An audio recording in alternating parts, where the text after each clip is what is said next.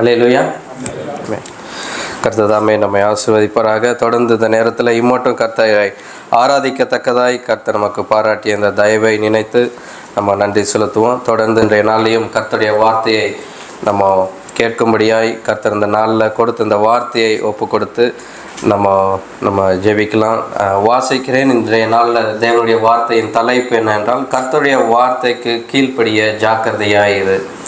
இந்த தலைப்பு என்ன காரியங்கள் நமக்கு வருதுன்னா, கர்த்தருடைய வார்த்தை என்றாலே கீழ்ப்படியணுங்கிறதுல ஒரு ஜாக்கிரதை தேவையா அப்படிங்கிறது தான் நமக்கு முக்கியமான ஒரு காரியம்.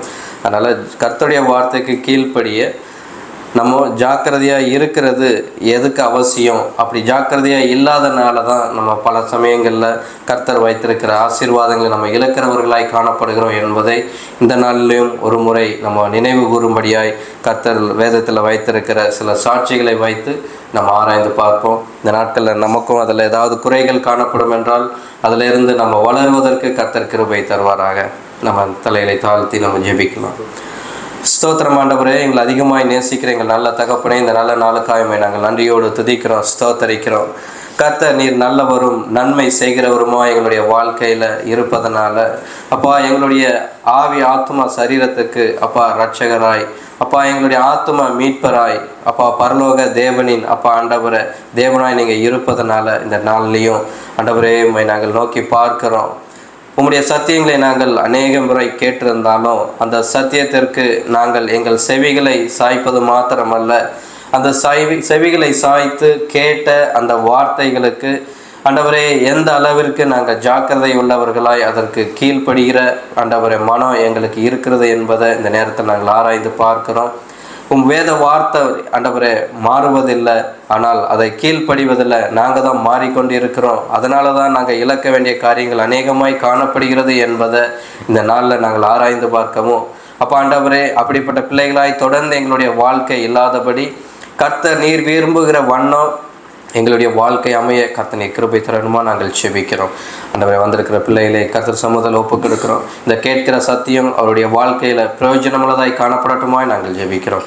தாழ்த்தி ஒப்புக் கொடுக்கிறோம். கர்த்தராகிய இயேசு கிறிஸ்து நாமத்தில் ஜெபிக்கிறோம் நல்ல பிதாவே, ஆமென். இன்றைய நாளிலையும் நம்ம பார்க்க காரியம் என்ன அப்படின்னா, அநேக முறை நம்ம வேதத்தை வாசித்து இருக்கிறோம். சிறு பிள்ளைகளிலிருந்தே நம்ம வேத வாக்கியங்களில் சண்டே கிளாஸில் இருந்து நம்ம வேத வாக்கியங்களை நம்ம கற்றுக்கொண்டு வருகிறோம். நம்ம வாலிப வயது ஆனதுக்கப்புறம் சத்தியத்தின் உள்ள அர்த்தங்களை நம்ம அறிந்து கொண்டு இருக்கிறோம். இப்படி பல காரியங்கள் தேவ சமூகத்திற்கு தொடர்ந்து போய் கொண்டு இருக்கிறோம். நம்முடைய வாழ்க்கையும் இந்த வேதத்தினுடைய காரியமும் எப்பொழுதும் பிரிந்தில்லாதபடி, ஒரு திருமணமானாலும் சரி, ஒரு காரியத்தை தொடங்கும் போதுனாலும் சரி, ஒரு மரண வீடாய் காணப்பட்டாலும் சரி, தேவனுடைய வார்த்தை இல்லாதபடி நம்மளுடைய வாழ்க்கையை கட்டமைத்து கொண்டிருக்கிற நாம் இந்த நாட்களில் அந்த வார்த்தைகளில் நம்ம எந்த அளவுக்கு முக்கியத்துவம் கொடுக்கிறவர்களாய் காணப்படுகிறோம் என்பதை நம்ம ஆராய்ந்து பார்க்கலாம். ஏன் அப்படி என்றால், இப்போ ஜாக்கிரதையாக இரு அப்படின்னு சொல்ல பார்த்தோம் அப்படின்னா அங்கே ஒரு அஜாக்கிரதை காணப்படுகிறது என்பதை நாம் இந்த நாட்களில் கற்றுக்கொள்ள வேண்டும். ஏன்னா பெரிய பெரிய வேதத்தில் காணப்படுகிற பெரிய பெரிய சாட்சிகளும் கூட அவங்க சின்ன ஒரு அஜாக்கிரதை நிமித்தமாய் ஒரு பெரிய ஆசீர்வாதத்தை இழந்தவர்களாய் காணப்படுறாங்க. அதை நம்ம இந்த நாட்களில் ஒப்பிட்டு பார்த்து நம்ம பார்க்கலாம். நாம் ஆசீர்வாதத்தை இழப்பதற்கு முக்கிய காரணம் நம்முடைய அஜாக்கிரதையே. இதுதான் முதலாவது பாயிண்ட். இப்போது நம்மளுடைய ஆசீர்வாதத்தை இழப்பதற்கு, அப்போ நம்மளுடைய ஆசீர்வாதம் நம்மளுடைய அஜாக்கிரதையினால் நம்ம இழக்கப்படுவோமா? உலக பிரகாரமாகவே நம்ம பார்த்தோம் என்றால் கூட வேலையில் ஒரு அஜாக்கிரதையை நம்ம காணப்பட்டோன்னா நமக்கு கிடைக்க வேண்டிய அந்த ப்ரமோஷன் கிடைக்காமல தான் போகுது. அப்போது ஒரு செய்கிற காரியத்தில் ஒரு அஜாக்கிரதையாக இருந்தோன்னா நமக்கு ஒரு ஆக்சிடென்ட் நேர காணப்படுகிறது. படிக்கிற பிள்ளைங்க ஒரு அஜாக்கிரதையை காணப்படும். நம்ம அந்த காரியத்தை செய்வதில் நமக்கு விருப்பம் காணப்படுகிறது. ஆனால் அதில் காணப்படுகிற அந்த முக்கியத்துவத்தை அறிந்து அதற்கு நம்மளுடைய 100% இன்புட் நம்ம போடுறோம் அந்த காரியத்துக்கு வேண்டி. அப்போது இந்த உலக காரியத்திற்கே நம்ம இப்படிப்பட்ட ஒரு நிலைமை காணப்படும் போது தேவனுடைய திட்டத்தை நம்ம இன்று பார்த்ததை போல தாயின் கருவில் உருவாகும் முன்பே ஒவ்வொருத்தரையும் படைத்ததை, அந்த நோக்கத்தை, நான் என்னை படைத்த அந்த தேவனுடைய நோக்கம் என்னன்று நம்ம முதலாவது அறிந்திருக்கிறோமா? அடுத்து அப்படி அறிந்திருந்தோம் என்றால் அந்த வார்த்தைக்கு கீழ்ப்படிந்து ஒவ்வொரு வார்த்தைக்கும் நம்ம ஒவ்வொரு முறையும் அந்த தேவனுடைய சத்தத்திற்கு நம்ம செவி சாய்க்கிறவர்களாய் மாத்திரமல்ல கீழ்ப்படுகிறவர்களாய் காணப்படுகிறோமா என்பதை நம்ம பார்க்கலாம். 2 எக்ஸாம்பிள்ஸ் பார்க்கலாம் வேதத்தில் அஜாக்கிரதை நிமித்தம் இழந்து போன சில தேவ மனிதர்களை. முதலாவது நம்ம பார்க்கலாம் ஆதாமின் கீழ்ப்படியாமையை நம்ம பார்க்கலாம். இந்த உலக தோற்றத்தின் முன்பு முதலாவது தேவன் ஆதாமை படைத்த பொழுது, இப்போ ஆதாமுக்கு தான் இந்த பூமியில் முதலாவது மனிதனாய் காணப்பட்டான் அப்படின்னு பார்க்கணும். அப்போது முதலாவது மனிதனுக்கு அவனுக்கு அவனே அந்த வேதத்தில் காணப்பட்ட அவருடைய ஒரு கீழ்ப்படியாமையின் நிமித்தம் அவர் இழந்து போனது என்னன்ட்டு எத்தனை பேருக்கு தெரியும்? யாருக்காவது ஞாபகம் இருக்குதா? ஆதாம் இழந்து போனது அவர் நித்திய ஜீவனை அவர் இழந்து போனார். என்ன நித்திய ஜீவன் என்றால் நம்ம வார்த்தைகளை வாசிக்கலாம். ஆதியாகமம் 2ஆம் அதிகாரம் 16வது வசனம். தேவனாகிய கர்த்தர் மனுஷனை நோக்கி, நீ தோட்டத்தில் உள்ள சகல விருட்சத்தின் கனியையும் புசிக்கவே புசிக்கலாம், ஆனாலும் நன்மை தீமை அறியத்தக்க விருட்சத்தின் கனியை புசிக்க வேண்டாம், அதை நீ புசிக்கும் நாளிலே சாகவே சாவாய் என்று கட்டளையிட்டார். போதும். ஸோ இந்த இடத்துல நம்ம பார்க்குறோம், தேவனாகிய கர்த்தர் மனுஷனை நோக்கி. நீங்கள் ஆரம்பத்துலேருந்து பார்த்துட்டு வாங்க, தேவனாகிய கர்த்தர். இந்த வார்த்தைகளை நீங்கள் கொஞ்சம் ஸ்பெசிஃபை பண்ணி, கர்த்தராகிய இயேசு கிறிஸ்து, நம்முடைய தேவனாகிய கர்த்தர், இந்த வார்த்தைகள் எல்லாம் ரொம்ப முக்கியத்துவம். நம்ம இதுக்கெல்லாம் முக்கியத்துவம் கொடுக்காதவர்களாய் காணப்படுவதனால தான் நம்மளுடைய ஒரு அஜாக்கிரதை என்று இந்த நாட்களை நான் சுட்டி காண்பித்து முடிக்க விரும்புகிறேன். இப்போ இங்கே என்ன பார்க்குறோன்னா, தேவனாகிய கர்த்தர் மனுஷனை நோக்கி, நீ தோட்டத்தில் உள்ள சகல விருட்சத்தின் கனியையும் புசிக்கவே புசிக்கலாம், ஆனாலும் அப்படிங்கிற இந்த ஒரு டைட்டில் அந்த ஹைலைட் பண்ணும்போது, நன்மை தீமை அறியத்தக்க விருட்சத்தின் கனியை புசிக்க வேண்டாம், அதை நீ புசிக்கும் நாளிலே சாகவே சாவா என்று கட்டளையிட்டார். அப்போ ஆனாலும் நீ இதை செய்ய வேண்டாம், அப்படி செஞ்சா என்ன விளைவு வரும் என்பதையும் இந்த இடத்துல தேவன் தெளிவாய் சொல்லியிருக்கிறாரு. ஆனால் நடந்த காரியம் என்ன? ஆதியாகமம் 3ஆம் அதிகாரம் 17வது வசனத்தை நம்ம வாசிக்கலாம். பின்பு அவர் ஆதாமை நோக்கி, நீ உன் மனைவியின் வார்த்தைக்கு செவி கொடுத்து புசிக்க வேண்டாம் என்று நான் உனக்கு விளக்கின விருட்சத்தின் கனியை புசித்தபடியினாலே பூமி உன் நிமித்தம் சபிக்கப்பட்டிருக்கும், நீ உயிரோடு இருக்கும் நாளெல்லாம் வருத்தத்தோடே அதன் பலனை புசிப்பாய். ஆமென். ஸோ அப்போது சாதாரண ஒரு காரியம்தான், இந்த பழத்தை சாப்பிடாது, அவ்வளோதான், முடிஞ்சு போச்சு. அப்போது அந்த ஒரு எல்லாருக்கும் பார்க்கும் பொழுது சாதாரண, இப்போ தேவனை அறியாதவர்களுக்கு இந்த பழத்தை சாப்பிட்டதுனால இந்த மனுஷன் சபிக்கப்பட்டுட்டானா அப்படின்னு காணப்படும். இந்த இடத்துல காணப்படுவது என்ன அப்படின்னா, தேவனுடைய வார்த்தைக்கு கீழ்ப்படிய காரியத்தை தான் நம்ம இந்த இடத்துல பார்க்குறோம். அது சின்ன வார்த்தையோ பெரிய வார்த்தையோ, தேவன் விரும்புகிற எல்லா வார்த்தைக்கும் நம்ம முக்கியத்துவம் கொடுக்க வேண்டும் என்பதை இந்த நாட்களை நம்ம கற்றுக்கொள்ளலாம். நம்ம அதிகமாய் முக்கியத்துவம் எப்போ நம்ம கொடுப்போம் அப்படின்னா, அதிகமாய் நம்ம தேவனை சார்ந்து இருக்கும் பொழுது, தேவைகளுக்கு வேண்டியோ இல்லை நம்ம ஆத்மா ஒரு அங்கலாய்ப்பில் இருக்கும் பொழுதோ, 100% நம்ம ஃபோக்கஸ் கர்த்தரை நோக்கி இருக்கிறது எல்லா நேரம் இருக்குமான்னு நம்ம எல்லாருக்குமே காணப்படாது. ஆனால் அந்த நேரத்தில் நம்ம அப்படியே ஆண்டோடைய வார்த்தைக்கு டிட்டோவாக செய்ய விரும்புவோம். யார் சொன்னாலும் நம்ம அதிலிருந்து வழி விலக மாட்டோம். தெளிவான வார்த்தை எனக்கு வந்து விட்டதா, நான் அதற்கு கீழ்ப்படிந்தே ஆவேன்ட்டு அந்த வார்த்தையின் பிரகாரம் நம்ம ஆசீர்வாதத்தை பெற்றுக்கொள்வோம். ஆனால் நாம் ஒரு நல்ல நிலைமையில், நம்ம ஒரு நார்மல் லைஃப் ஸ்டைல், நம்ம நார்மலான ஒரு சூழ்நிலையில் காணப்படும் பொழுது, அதே விசுவாசத்தோடு அதே கவனத்தோடு நமக்கு வருகிற அந்த தேவ வார்த்தையை ஏற்றுக்கொள்கிறவர்களாய் நம்ம காணப்படுவோமா அப்படின்னு பார்ப்போம்னா, ரொம்ப ஒரு சில பேர் தான் அப்படி காணப்படுவர்களாய் காணப்படுகிறோம். அதனால தான் நம்ம என்ன நினைக்கிறோம், ஒரு சின்ன கீழ்ப்படிதல் இன்மையின் காரணமாய் கூட ஒரு பெரிய ஆசீர்வாதத்தை, இப்போ இவர் அந்த ஆண்டவர் சொன்ன காரியம் இதில் அப்படி தான், அதை நீ புசிக்கும் நாளிலே சாகவே சாவாய். அப்போ அதை புசிக்கலைன்னா அவர் சாக மாட்டார்னு தான் அர்த்தம். அப்போ அவனுக்கு மரணம் இல்லாத ஒரு வாழ்க்கையை தேவன் இந்த பூமியில் கட்டளையிட்டு இருந்தார். ஆனால் அவன் செலக்ட் பண்ணது என்ன அப்படின்னா, மரணத்தின் நோக்கி அவர் செலக்ட் பண்ணார். அதுக்கு காரணம் என்ன அப்படின்னா, அந்த பழம் கிடையாது, அவர் தந்திரமாக ஏமாற்றப்பட்டார் என்று பல காரியங்கள் காணப்படலாம். ஆனால் இந்த இடத்துல காணப்படுவது என்ன? தேவ வார்த்தை தெளிவாய் காணப்பட்டது. அந்த தேவ வார்த்தைக்கினுடைய கீழ்ப்படியாமையின்மை தான். நம்ம அநேக நேரத்தில் சொல்லலாம், ஆண்டவரே எனக்கு கீழ்ப்படிய எனக்கு ரொம்ப விருப்பம் தான் ஆண்டவரே, எனக்கு வேறு வழியே இல்லை ஆண்டவரே, இதனால தான் நான் கீழ்ப்படிய முடியவில்லை அப்படின்ட்டு 199 பேர் நம்ம சொல்லுகிற காரணமே அதுதான்.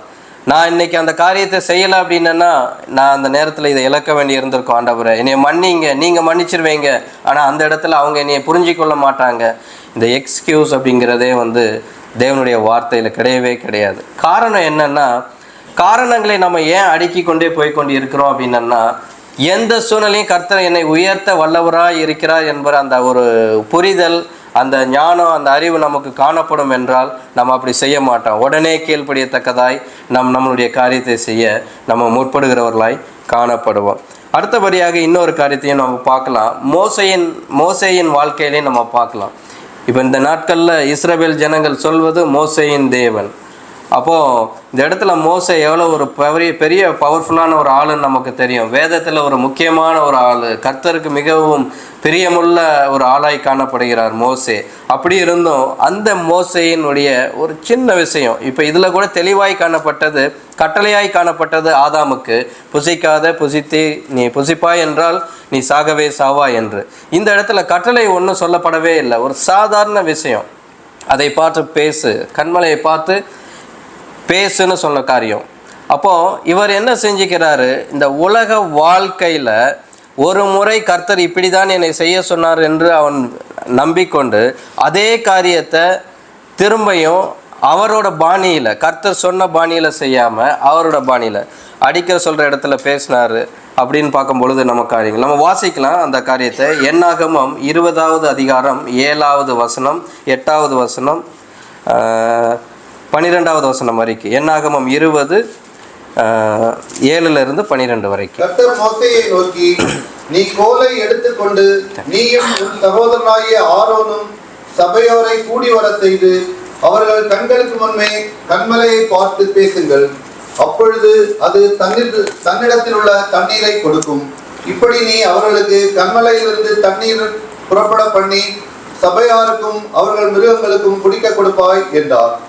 அப்பொழுது மோசே தனக்கு கர்த்தர் கட்டளையிட்டபடியே கர்த்தருடைய சந்நிதியில் இருந்த கோலை எடுத்தான். மோசேயும் ஆரோனும் சபையோரை கண்மலைக்கு முன்பாக கூடிவர செய்தார்கள். அப்பொழுது மோசே அவர்களை நோக்கி, கலகக்காரரே கேளுங்கள், உங்களுக்கு இந்த கண்மலையிலிருந்து நாங்கள் தண்ணீர் புறப்பட பண்ணுவோமோ என்று சொல்லி தன் கையை ஓங்கி கண்மலையை தன் கோலினால் 2 தரம் அடித்தான். உடனே தண்ணீர் ஏராளமாய் புறப்பட்டது. சபையார் குடித்தார்கள், அவர்கள் மிருகங்களும் குடித்தது. பின்பு கர்த்தர் மோசேயையும் ஆரோனை நோக்கி, இஸ்ரவேல் புத்திரரின் கண்களுக்கு முன்பாக என்னை பரிசுத்தம் பண்ணும்படி நீங்கள் என்னை விசுவாசியாமற் போனபடியினால் இந்த சபையாருக்கு நான் கொடுத்த தேசத்துக்குள் நீங்கள் அவர்களை கொண்டு போவதில்லை என்றார்.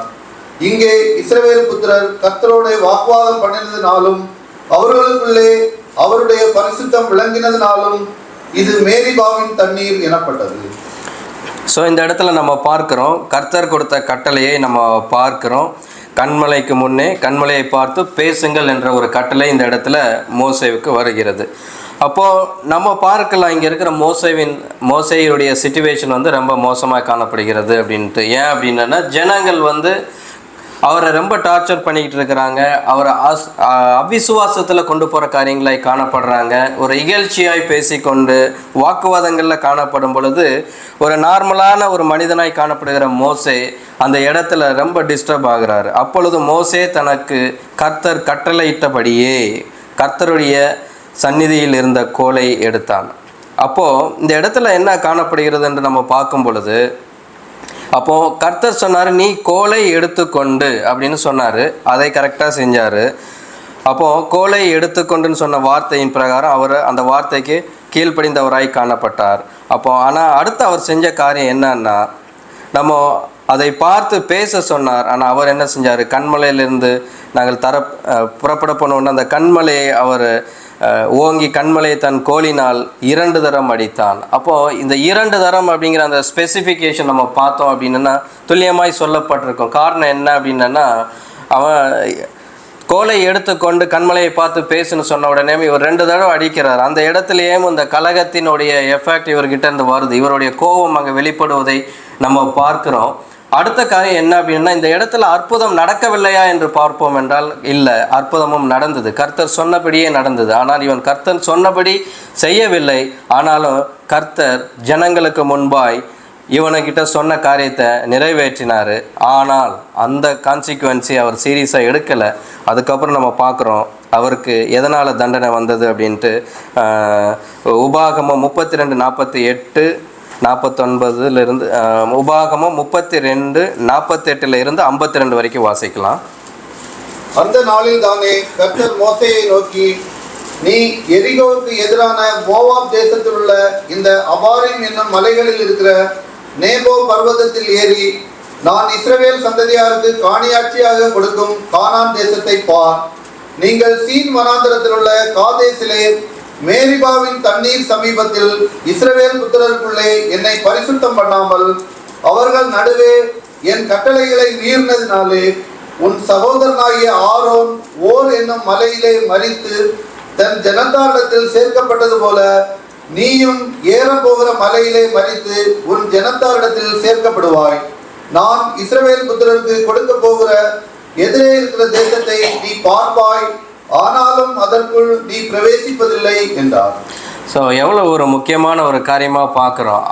இஸ்ரவேல் ஜனங்களை அடிமைத்தனத்தில் இருந்து அழைத்து ஆசீர்வாதமான கர்த்தர் கொடுக்க போகிற அந்த கானான் தேசத்திற்கு அழைத்து செல்வதற்கு தான் அவர் மெயினாக கர்த்தர் அவரை தெரிந்து கொண்டு அழைத்து கொண்டு வந்தார். அநேக அற்புதங்களை அவர் மூலியமாக செய்தார். அநேக சர்டிஃபிகேட் கர்த்தர் மோசேக்கு கொடுத்தார். இப்படி பல காரியங்களை நம்ம வேதத்தில் பார்த்து கொண்டு இருக்கிறோம். இந்த இடத்துல பார்த்து கொண்டு இருந்தாலும் ஆனால் அவர் என்ன நோக்கத்தோடு அவர் வந்தாரோ அந்த காரியத்தை அவர் அந்த இடத்துக்குள்ளே ரீச் ஆக முடியலங்கும் போது எவ்வளோ பெரிய ஒரு வேதனையாகி காணப்படும். இந்த ரெண்டு காரியத்தோட கான்சிக்வன்ஸ் என்னன்னு பார்த்தோம் அப்படின்னா ரொம்ப சிவியரான ஒரு காரியம். மரணமே இல்லாத ஒரு வாழ்க்கையை கொடுத்த அந்த ஆதாமுக்கு மரணத்தை சந்திக்க வேண்டியது வந்துச்சு. அப்போது நம்மளுடைய முக்கியமான அழைப்பு எதுவோ அதையே இழந்து போகத்தக்கதான ஒரு காரியங்களை இந்த நாட்களில் தேவனுடைய வார்த்தைக்கு முக்கியத்துவம் ஜாக்கிரதை இல்லாதவர்களாய் காணப்படுவோம் என்றால் நம்ம இழப்பதற்கு அது ஏதுவாய் காணப்படும். காரியங்கள் நாளை குறித்த ஒரு உத்தரவாதம் ஒரு நம்ம மனித ஜீவனுக்கு இல்லை என்பதை நம்ம அறிந்திருக்கிறோம். அந்த மரணம் வரும் பொழுது அதற்குரிய ஒரு உணர்வு நமக்கு வருகிறதா தவிர நம்ம ஜீவனோடு இருக்கும் பொழுது அதற்கு கொடுக்க வேண்டிய முக்கியத்துவத்தை நாம் கொடுக்கிறவர்களாய் இருப்பதில்லை. ஆனால் அந்த முக்கியத்துவத்தை கொடுத்து நாம் ஓடுவோம் என்றால் கர்த்தர் வைத்திருக்கிற அந்த பூரண ஆசீர்வாதம் இம்மையிலும் மறுமையிலும் கர்த்தரோடு இருக்கத்தக்கதாய் நம்ம சம்பூர்ணமாய் ஆசீர்வதிக்கப்பட்டவர்களாய் காணப்படுவோம். இந்த நாட்களையும் நம்ம நிதானித்து பார்ப்போம்.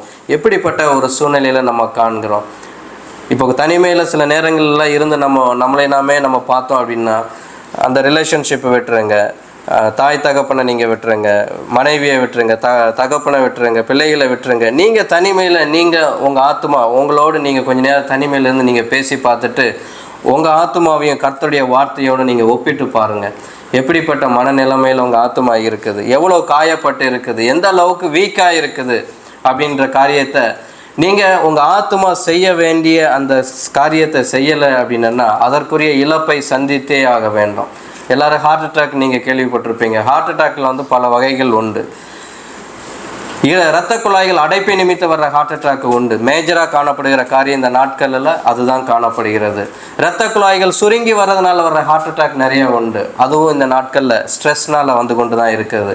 ஆனால் இருதய பலவீனம் அடையுதுன்னா 100% பம்ப் பண்ணி நமக்கு அசுத்த ரத்தத்தை எடுத்து சுத்த ரத்தத்தை வெளியில் அனுப்ப வேண்டிய அந்த இருதயம் அந்த செயலை செய்ய இழந்து போகிறது. காரணம் அந்த இருதயத்தின் பலன் குன்றி போய்விட்டது. அதுக்கு காரணம் பல சொல்லப்படலாம்.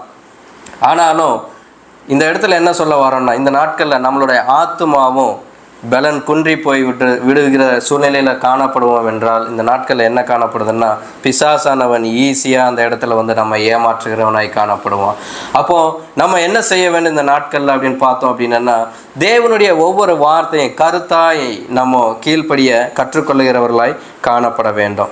அப்போ அடுத்தபடியாக நம்ம பார்க்க வேண்டியது என்ன அப்படின்னா இந்த காரியத்தை நம்ம பார்த்தோம். அதே போல் நான் இன்னொரு காரியத்தையும் நான் ஹைலைட் பண்ண விரும்புகிறேன். நம்ம ஆலோசனை வேலையில் பார்த்ததை போல தான் இந்த இடத்துல நம்ம யாக்கோபை நம்ம பார்த்தோம். யாக்கோபு காரியத்தை பற்றியும் நம்ம இன்றைய நாட்களில் அதிகமாக நம்ம பார்த்தோம். கர்த்தர் என்னோட ஏவப்பட்ட காரியங்களும் அதுதான் நம்ம பார்க்கிறோம். யாக்கோபு ஆசீர்வாதத்தை பெற்றுக்கொண்டான் அப்படின்னு காணப்படும் போது இந்த இடத்துல 2 காரியம் காணப்படுகிறது. அஜாக்கிரதையாயும் காணப்பட்டான். அந்த வார்த்தைக்கு முக்கியத்துவம் இல்லாத இப்போ சேஷ்ட புத்திர பாகம் முதலாவது தலைச்சன் பிள்ளைக்கு தான் கிடைக்கணும். அப்போ அந்த ஆர்டர் பிரகாரம் அவருக்கு கிடைக்க வேண்டிய அந்த காரியத்தை யாக்கோபு தந்திரமாய் பெற்றுக்கொண்டான் அப்படின்றது இந்த பல காரியங்கள் நம்ம பார்க்குறோம். அதில் ஆழமான சத்தியங்கள் காணப்பட்டாலும் இந்த இடத்துல ஏசா சொன்ன காரியத்தையும் நம்ம நினைவு கூறுகிறவர்களாய் காணப்பட வேண்டும். என்ன ஏசா சொன்னார்? சாப்பாட்டுக்கு வேண்டி அந்த சேஷ்டபுத்திர பாகத்தை யாக்கோபு கிட்ட அவர் விற்று போட்டார். அப்போது அவருக்கு எவ்வளோ ஒரு பெரிய ஒரு அஜாக்கிரதை ஏன் காணப்படுகிறது? அதனுடைய முக்கியத்துவத்தை அறியாதவனாய் காணப்பட்டான். இந்த நாட்களில் ஒவ்வொரு வாரமும் நமக்கு வருகிற வார்த்தையினுடைய முக்கியத்துவம் எத்தனை பேருக்கு தெரியும்? அப்போது நம்ம இந்த நாட்களில் எவ்வளவு அஜாக்கிரதை உள்ளவர்களாய் காணப்படுகிறோம் என்பதை கொஞ்சம் நம்ம நிதானித்து பார்ப்போம். நம்ம கண்களுக்கு முன்பாய் காணப்படுகிற இந்த உலக காரியங்கள் தான் நம்ம முக்கியத்துவம் கொடுக்குறோம். ஆனால் இப்படி பார்க்குறோம் அப்படின்னா நமக்கு என்ன காரியங்கள் வருதுன்னா, இந்த உலகத்தின் காரியங்களில் வேணால் நீங்கள் கருத்தோடு காணப்படலாமா தவிர அந்த பரலோக ராஜ்யத்தின் காரியங்களில் நம்ம அந்த கருத்தோடு நம்ம காணப்பட முடியாது. அதனால தான் எப்பொழுதுமே நமக்கு என்னென்னா ஆவிக்குரிய கண்கள் திறந்தவர்களாய் நம்ம காணப்பட வேண்டும். அதற்கு நம்ம பிரயாசப்படுகிறவர்களாய் காணப்பட வேண்டும். இந்த நாட்களில் அப்படி குறை உள்ளவர்களாய், அதில் மந்தம் உள்ளவர்களாய், அதற்கு முக்கியத்துவம் கொடுக்காதவர்களாய் நம்ம காணப்படுவோம்னா இந்த நாளில் நம்மை நாமே ஆராய்ந்து பார்ப்போம். கர்த்தர் நமக்கு உதவி செய்வாராக. அடுத்தபடியாக நம்ம காரியங்கள் என்ன பார்க்க போகிறோன்னா, வேதத்தில் அப்போ ஜாக்கிரதையாக இருந்த யாருமே இல்லையா அப்படின்னு நம்ம பார்ப்போம் என்றால், நமக்கு இன்னும் எக்ஸாம்பிள் வேதம் நமக்கு கற்றுக் கொடுக்கிறது. எப்போவுமே வேதம் ஒன்று செய்யன்னு சொன்னால் அது செய்ய முடியாத காரியத்தை செய் என்று சொல்லவே சொல்லாது. நமக்கு செய்ய முடிந்த, அதான் நமக்கு திராணிக்கேற்ற சோதனையை தான் கர்த்தர் நமக்கு அருள்வார். அதை நம்மளுக்கும் ஐயோ என்னையால் தாங்க முடியாத சோதனை, யாருமே தாங்க முடியாத ஒரு வேதனை எனக்கு வந்துருச்சு பாஸ்டர் அப்படிம்போம். என்னையால் முடியவே முடியல பிரதர், ஆனால் நானாக இருக்க போய் அதை தாங்கிக்கிட்டேன் பிரதர் அப்படின்லாம் சொல்லுவோம். இதெல்லாம் மாம்சத்தில் நம்ம சொல்கிற காரியங்களாய் காணப்படுது. ஆனால் வேதத்தில் திராணிக்கு மேலாய் சோதிக்க அவர் நம்மளுடைய திராணி எவ்வளோன்னு தெரியும். இந்த லிமிட் வரைக்கும் நம்மளால் தாங்க முடியும் என்று அவருக்கு தெரியும். அது வரைக்கும் நம்மளை அனுமதித்து வைத்திருப்பார்.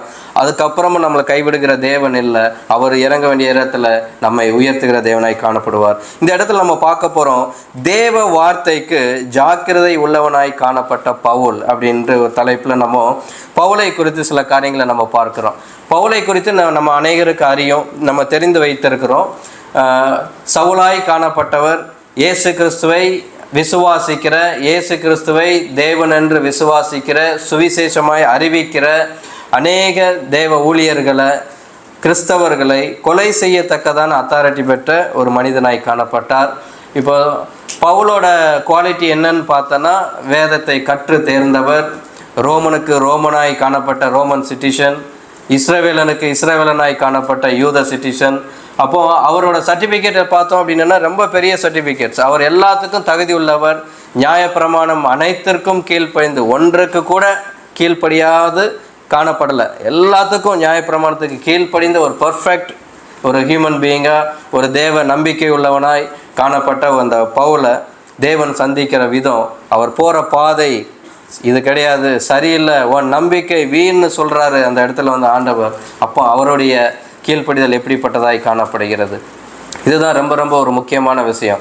சில சமயங்களில் வேதத்தில் நமக்கு காணப்படுகிற சாதாரண இந்த வார்த்தைகளை ஒரு கதையாய் நீங்கள் எடுக்காதபடி, பிள்ளைகளுக்கு கதையாய் சொல்லி கொடுத்து நம்மளும் அதை கதையாய் காணப்படுதோன்னு நம்பிட்டோமோன்னு சில சமயங்கள் எல்லாம் தோணும். ஏன் அப்படின்னா, கதை கேட்குறது மாம்சத்தை நம்ம எல்லாருக்குமே பிடிக்கும். இந்த காரியங்கள் உண்டு. நான் மெடிக்கல் லைனில் இருக்கிறதுனால நிறைய எக்ஸாம்பிள்ஸ் நான் மெடிக்கல் லைனில் இருந்தே எடுக்கிறேன். சைக்காட்ரிக் ஹாஸ்பிட்டலெல்லாம் நம்ம போனோம் அப்படின்னா, அந்த டாக்டர் அந்த பேஷண்ட் கூட இருந்து அவங்க ட்ரீட் பண்ணி கடைசியில் என்ன தெரியும்னா, ஒரு நார்மலான பர்சன் அந்த டாக்டர்கிட்ட நீங்கள் பேசுனீங்கன்னா சில சமயம் அந்த பேஷண்ட்டை போலே சில வார்த்தைகளை பேசுவாங்க, அந்த ஆட்டிடியூட்ஸ் காணப்படும். இது அப்போ சொல்லுவாங்க, அவர் டாக்டரும் அதே மாதிரி தான் அப்படின்னு சொல்லிட்டு இந்த காரியங்கள் ஒரு நகைப்புக்குரிய காரியமாய் பேசுவார்கள். ஆனால் உண்மை என்ன காரியங்கள் அப்படின்னா, நம்ம ஒரு காரியத்தை எப்படி நம்ம வாழ்க்கையில் நம்ம அபியாசப்படுத்துகிறோமோ அதே வழியில் நம்ம அப்படியே கொண்டு போவோம் என்றால், நம்ம அதை போலவே சுபாவத்தை, அதை போலவே நம்பிக்கை, அதே காரியத்திலேயே நம்ம போயிடுவோம். அதனால் வேத வார்த்தைகளை மாத்திரம் ஜாக்கிரதையாய் நம்ம என்னைக்கும் எடுக்கிறவர்களாய் காணப்பட வேண்டும். ரொம்ப முக்கியத்துவம் கொடுக்கிறவர்களாய் காணப்பட வேண்டும். அதுக்கு முன்பாக எது காணப்பட்டாலும் அதை தள்ளுகிற காரியத்தை விட்டுட்டு இதுக்கு தான் முக்கியத்துவம், இப்போ நம்ம வெள்ளிக்கிழமை நீங்கள் அநேக சபைக்கு வந்து கொண்டிருக்கிறீங்க, ரொம்ப சந்தோஷமான காரியம். அப்போ வந்திருக்கிறதுடைய நோக்கத்தை நம்ம அறிந்தவர்களாய் காணப்படுகிறோமா? பல காரியங்களை நம்ம பார்க்கிறோம். இதை ஒரு விளையாட்டாய் நம்ம எடுத்தோம்னா அது மிகவே ஒரு வேதனைக்குரிய ஒரு காரியம். ஆனால் ஒவ்வொரு இடத்துலையும் கர்த்தருடைய காரியம் இருக்குது என்பதை நம்ம புரிந்திருக்கணும். கர்த்தருடைய கிரியை அந்த இடத்துல, அவருடைய நடத்துதல் அந்த இடத்துல இல்லைன்னா அடுத்த செகண்டில் காரியங்கள் இல்லை என்பதை முக்கியத்துவம் படுத்துவோம்னா சபைக்கு நம்ம அஜாக்கிரதையாக இருக்க மாட்டோம், ஜாக்கிரதை உள்ளவர்களாய் காணப்படுவோம். அதனால் சபைக்கு வருகிற நீங்கள் இந்த நாட்களை பயன்படுத்தி கொள்ளுங்க. சத்தியம் கிடைக்கிற நாட்கள் கம்மி. சத்தியம் கிடைத்தாலும் நம்ம நாசியில் சுவாசம் இருந்தால் மட்டும்தான் கேட்க முடியும். அப்போது நம்ம ஜீவனுள்ள நாட்களிலேயே நம்ம சத்தியத்தை கேட்டு அதற்கு ஜாக்கிரதை உள்ளவர்களாய் அதை கீழ்ப்படிந்து நம்ம வாழ்க்கையில் கர்த்தர் வைத்திருக்கிற ஆசீர்வாதத்தை பெற்றுக்கொண்ட ஜனமாய் காணப்பட வேண்டும். இந்த இடத்துல நம்ம பார்க்குறோம், நம்ம பவுலை குறித்து நம்ம பார்க்கலாம். அப்போஸ்தலர் 9வது அதிகாரம் 3வது வசனம் நான் வாசிக்கிறேன். அவன் பிரயாணமாய் போய் தமஸ்குவுக்கு சமீபித்த போது சடிதியிலே வானத்திலிருந்து ஒரு ஒளி அவனை சுற்றி பிரகாசித்தது. இவர் எங்கே போயிட்டு இருக்கிறாரு? தமஸ்குவுக்கு ஒரு லெட்டர் வாங்கி, பிரதான ஆசிரியர்கிட்ட லெட்டர் வாங்கி போய்கிட்டு இருக்கிறாரு, கிறிஸ்தவர்கள் எல்லாம் கொல்லுவதற்கு. அப்போது அந்த இடத்துல போயிட்டு இருக்கும்போது ஒரு சம்பவம் நடக்கிறது. அப்போஸ்தலர் 9:4 வசனத்தை வாசிக்கிறேன். அவன் தரையிலே விழுந்தான். அப்பொழுது சவுலே சவுலே, நீ என்னை ஏன் துன்பப்படுத்துகிறாய் என்று தன்னுடனே சொல்லுகிற ஒரு சத்தத்தை கேட்டான். அப்போ இந்த இடத்துல ஒரு சினாரியோ என்ன வருது அப்படின்னா, சவுலே சவுலே என்னை ஏன் துன்பப்படுத்துகிறாய் அப்படிங்கிற ஒரு சத்தத்தை அவர் கேட்கிறார். அப்போது இந்த இடத்துல பவுலோட நம்பிக்கை என்ன அப்படின்னா, இஸ்ரவேலின் தேவனே மெய்யான தேவன் என்ற ஒரு வைராகியத்தோடு வேதத்தை கற்று அறிந்த அந்த ஒரு சவுல் இந்த இடத்துல போகும் பொழுது தன்னோடு ஒருவர் பேசுவதை அந்த இடத்துல பார்க்கிறார். அவரோடு செய்ய போகிற காரியத்தை செய்ய முடியாதபடி தடை பண்ணி கொண்டு ஒரு சத்தம் அந்த இடத்துல வருகிறது. அடுத்த 9:5 வசனத்தை நான் வாசிக்கிறேன். அதற்கு அவன், ஆண்டவரே நீர் யார் என்றான். இந்த இடத்துல பாருங்கள், சில ஒவ்வொரு வேர்டுகளையும் நம்ம பார்க்கும் பொழுது ஒரு அப்நார்மலான ஒரு சிச்சுவேஷன் அந்த இடத்துல ஒரு நடக்குது. அப்படிங்கும் பொழுது வேதத்தை அறிந்த ஒரு மனிதனுக்கு ஒரு தோணல் வருகிறது, ஆண்டவரே நீர் யார் அப்படின்ட்டு. அப்போது முதலாவது என்ன சொல்கிறான்னா, ஒரு பெரிய சத்தம் ஒன்று வந்திருக்குதுன்னா ஒரு அசாதாரணமானவர் தான் அந்த இடத்துல இருக்கிறார் என்பதை அவர் அறிந்திருக்கிறான். அப்போது தெளிவுபடுத்திக் கொள்கிறான், நீர் யார் என்று. அப்போது அந்த இடத்துல கர்த்தர் வெளிப்படுத்துகிறார். அதற்கு கர்த்தர், இந்த இடத்துல போடப்பட்ட அந்த வார்த்தையில் நம்ம பார்ப்போம், அதற்கு கர்த்தர், நீ துன்பப்படுத்துகிற இயேசு நானே. இந்த இடத்துல என்ன சொல்கிறார்னா, ஏன் அந்த இடத்துல அதற்கு கர்த்தர் என்று சொல்லப்பட்டிருக்கிறன்னா, அவனுக்கு அறிந்த தேவன் கர்த்தர் ஒருவர் மாத்திரமே. இந்த இடத்துல சொல்லப்பட்டிருக்கிற காரியம் அதற்கு கர்த்தர் அப்படின்னு சொல்லிட்டு அந்த இடத்துல அவனுக்கு ஒரு காரியங்கள், நீ துன்பப்படுத்துகிற அந்த கர்த்தராகிய இயேசு நானே அப்படிங்கிற ஒரு வார்த்தையை, அவனுக்கு ஒரு வெளிச்சத்தை இந்த இடத்துல கற்றுக் கொடுக்கிறார். இதுதான் அவனுக்கு கொடுக்கப்பட்ட அந்த வார்த்தை. இந்த வார்த்தையை அவன் எப்படி எடுத்துக்கொள்கிறானோ அதை பொறுத்து தான் அவனுடைய ரட்சிப்பும் அவனுடைய மரணமும் காணப்படுகிறது என்பதை நாம் இந்த நாட்களில் உணர்ந்து கொள்ள வேண்டும். முள்ளில் உதைக்கிறது உனக்கு கடினமாம் என்றார். அப்போ இந்த இடத்துல என்ன சொல்லுகிறது அப்படின்னா, நீ விசுவாசிக்கிற அந்த காரியத்தை, நீ நம்பிக்கொண்டு இருக்கிற அந்த தெய்வத்தை நீ அறியாது இன்னும் காணப்படுகிறையே, நான் தான் அந்த தெய்வன் இன்னும் அறியாமல் காணப்படுகிறேன், நீ செய்கிற காரியம் என்ன, உன்னால் கூடாத காரியம், நீ ஏன் இந்த காரியத்தை செய்வார் அப்படிங்கிற அந்த இடத்துல கற்றுக் கொடுக்கறது. மெயினான காரியம் என்னன்னா, அவன் விசுவாசிக்கிற அந்த கர்த்தராய் இயேசு கிறிஸ்து என்பதை அந்த இடத்துல அவனுக்கு வெளிப்படுத்தி காண்பிக்கிறவராய் காணப்படலாம். இந்த இடத்துல ஏன் நான் சில நேரங்களில் யோசிப்பேன், அநேக சீசர்களாய் இருப்பதற்கு படிக்காதவர்களை செலக்ட் பண்ணார், மீன் பிடிக்கிறவர்களை, தச்சர்களை, வழியில் போகிறவங்கெல்லாம் மனுஷனை பிடிக்கிறவராய் இவனை அழைத்து நம்ம மனுஷரை பிடிக்கிறவர்களை நான் உன்னை மாற்றுகிறேன் என்று சொல்லி அழைத்து கொண்டு வந்தார். ஆனால் ஒரு ஸ்பெசிஃபிக் காரியத்தை, வேதத்தை அறிந்த பவுல், தேவனை அறிந்த பவுல், நியாய பிரமாணத்தை அறிந்த பவுலை ஸ்பெசிஃபிக்காக அவர் தொடராருன்னு பார்க்கும் பொழுது இதுதான் திட்டம். நம்ம வாழ்க்கையில் இப்படித்தான், நம்ம ஒருவர் மாதிரியே கர்த்தர் நம்மளை நடத்துவார்னு நம்ம அப்படியே பார்த்துட்டு இருந்தோன்னா அதான் சொல்லுவாங்க காப்பி கேட்னு சொல்லுவோம். அது மாதிரி தான் நமக்கும் நடக்கும்ட்டு. அது வஞ்சிக்கிற ஒரு காரியமாய் காணப்படுகிறது. என்றைக்கு நம்ம அழைப்பை நாம் தேவனிடத்தில் பெற்றுக்கொள்ளாத வரை நம்மளுடைய ஓட்டத்தை நம்ம 99 வயசு ஆனாலும் நம்மளால் முடிக்கவே முடியாது. ஆனால் திட்டம் அப்படியே தான் இருக்கும். அது செயல்படுத்தாமல் நம்ம மறிப்பது தான் காரியமாக காணப்படுமா தவிர அந்த காரியத்தில் மாற்றங்கள் எதுவுமே காணப்படும். அதனால் நம்ம பார்க்க வேண்டியது இந்த நாட்களில் கர்த்தர் என்னை அழைத்ததின் நோக்கம் என்ன என்பதை மிக ஜாக்கிரதையாய் அறிந்து கொள்ளுங்கள். இந்த இடத்துல நம்ம பார்க்கிறோம், அதற்கு ஆண்டவரே நீர் யார் என்றான். அதற்கு கர்த்தர், நீ துன்பப்படுத்துகிற இயேசு நானே அப்படின்னு சொல்லிட்டு 6வது வசனத்தில் அவன் நடுங்கி திகைத்து. அப்போ இந்த இடத்துல அவன் என்ன நடுங்கி திகைத்து அப்படின்னா, இந்த இடத்துலன்னா ஒரு தைரியசாலியாய் அத்தாரிட்டி வாங்கிட்டு வந்தவன், ஃபுல் பவர் வாங்கிட்டு வந்தவன், இந்த சூழ்நிலையில் அவர் நடுங்கி திகைத்திருப்பாரா அப்படின்னு பார்ப்போம். அப்படின்னா காணவே காணப்படும். ஏன்னா தெளிவுள்ளவனாய் காணப்பட்டார். அந்த இடத்துல நடுங்கினதுக்கு அவர் இத்தனை நாள் நான் விசுவாசித்து இருந்தேன், நான் கொல்ல நினைத்த யார் இந்த பூமிக்கு கர்த்தருக்கு விரோதமான காரியத்தை செய்து கொண்டிருந்த இந்த இயேசு கிறிஸ்துவை வேறு ஒருவராய் நான் விசுவாசித்து கொண்டிருந்தேனே என்ற அந்த ஒரு நடுக்கம் அவருடைய இருதயத்தில் காணப்பட்டிருக்கோம். இந்த இடத்துல நம்ம அதை பார்க்குறோம்.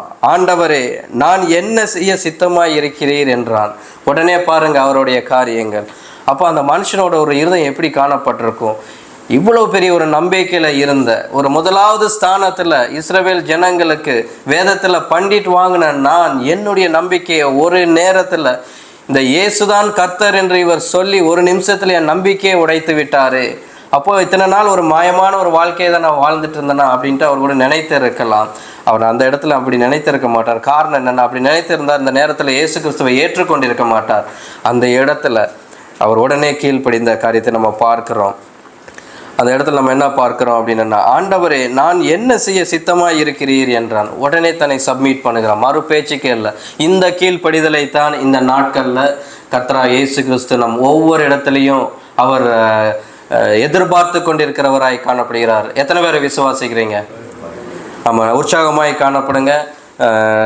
தொடர்ந்து கர்த்தர் உங்களை ஆசீர்வதிப்பாராக. இந்த இடத்துல நம்ம அடுத்த காரியத்தை நம்ம என்ன பார்க்க போகிறோம் அப்படின்ட்டு பார்ப்போம் என்றால், அப்போஸ்தலர் 9வது அதிகாரம் 15வது வசனத்தை நான் வாசிக்கிறேன். அதற்கு கர்த்தர், நீ போ அவன் புறஜாதிகளுக்கு. இப்போ கர்த்தர் பவுலை குறித்து உள்ள நோக்கம் என்ன என்பதை நாம் இந்த இடத்துல கற்றுக்கொள்ள வேண்டும். என்ன நோக்கத்துக்கு அவர் அந்த இடத்துல சந்தித்தார் என்பதை நம்ம இந்த வசனத்தில் பார்க்கலாம். அப்போஸ்தலர் 9:15, அதற்கு கர்த்தர், நீ போ அவன் புறஜாதிகளுக்கும் ராஜாக்களுக்கும் இஸ்ரவேல் புத்திரருக்கும் என்னுடைய நாமத்தை அறிவிக்கிறதற்காக நான் தெரிந்து கொண்ட பாத்திரமாயிருக்கிறான். ஹல்லேலூயா. ஸோ இப்படி தான் ஒவ்வொருத்தருடைய திட்டங்கள் காணப்படும். இந்த இடத்துல தேவனுடைய திட்டம் என்ன என்பது வந்துவிட்டது. தேவனுடைய திட்டம் என்ன, தேவனுடைய வார்த்தைக்கு கீழ்ப்படைய வேண்டிய திட்டம் என்ன என்பது முக்கியத்துவத்தை அறிந்தவர்கள் இழந்து போன காரியத்தையும் பார்த்தோம். ஆனால் தேவனுடைய திட்டத்தை சொன்ன உடனேமோ இவரை கர்த்தர் என்று ஏற்றுக்கொண்ட, இவரே ஒன்றான மெய் தேவன் என்று ஏற்றுக்கொண்ட இந்த பவுலோட டைரக்ஷன் அப்படியே யூடர்ன் போட்டுட்டு போகிற பாதையிலேருந்து ஆப்போசிட் டைரக்ஷனில் போக ஆரம்பிச்சிட்டார். இது ஆப்போசிட் டைரக்ஷனாக அவருடைய வாழ்க்கையில் காணப்படலாம். ஆனால் அதுதான் சரியான டைரக்ஷன் என்பதை அவர் புரிந்து கொண்டதுனால அவர் சரியான பாதையில் கடந்து சென்றார். இந்த நேரத்துலையும் கர்த்தர் நம்ம வாழ்க்கையில அநேக யூடர்ன் போட கர்த்தர் பிரயாசப்படுவார். இவ்வளோ தூரம் வந்துட்டேன்னு ஆண்டவரை போயிட்டு திரும்ப வாரேன்னு சொல்லிட்டு நம்ம மாம்சத்தில் அநேக நாள் கேட்ட காரியங்கள் உண்டு. இன்றைய ஒரு நாள் விட்டுருங்க ஆண்டவரே, நாளைக்கு நான் இந்த காரியத்தை செய்கிறேன். இந்த ஒரு வாரம் விட்டுருங்க ஆண்டவரே, அடுத்த வாரத்தை நான் செய்கிறேன். நான் யாரையும் குற்றப்படுத்த சொல்லலை. எல்லாருடைய வாழ்க்கையிலும் நம்ம இப்படி செய்த காரியங்கள் தான். அப்போது கர்த்தருடைய வார்த்தைக்கு கீழ்ப்பட வேண்டிய காரியங்களுக்கு முக்கியம். இப்போ அதனால் ஒவ்வொரு காரியமே இருக்குது. ஒரு பேப்டிசம் எடுக்கிற காரியமாக இருந்தாலும் சரி, அதனுடைய முக்கியத்துவத்தை நீங்கள் அறிந்து கொள்ளுங்கள். ரொம்ப ரொம்ப ஒரு முக்கியம். கர்த்தருடைய வார்த்தைக்கு கீழ்ப்படிய வேண்டியது அந்த முக்கியத்துவத்தை நீங்கள் அறிந்து கொள்ளும்படியா. இது சபை ஃபோர்ஸ் பண்ணுறது கிடையாது. சபையின் கட்டளையே தேவனுடைய வார்த்தையை அப்படியே பிரசங்கிக்கிறது தான் சபையினுடைய கட்டளை. நீங்கள் போய் சுவிசேஷத்தை அறிவிங்கன்னு தான் சொன்னார், சீசர்களுக்கு சொன்னது.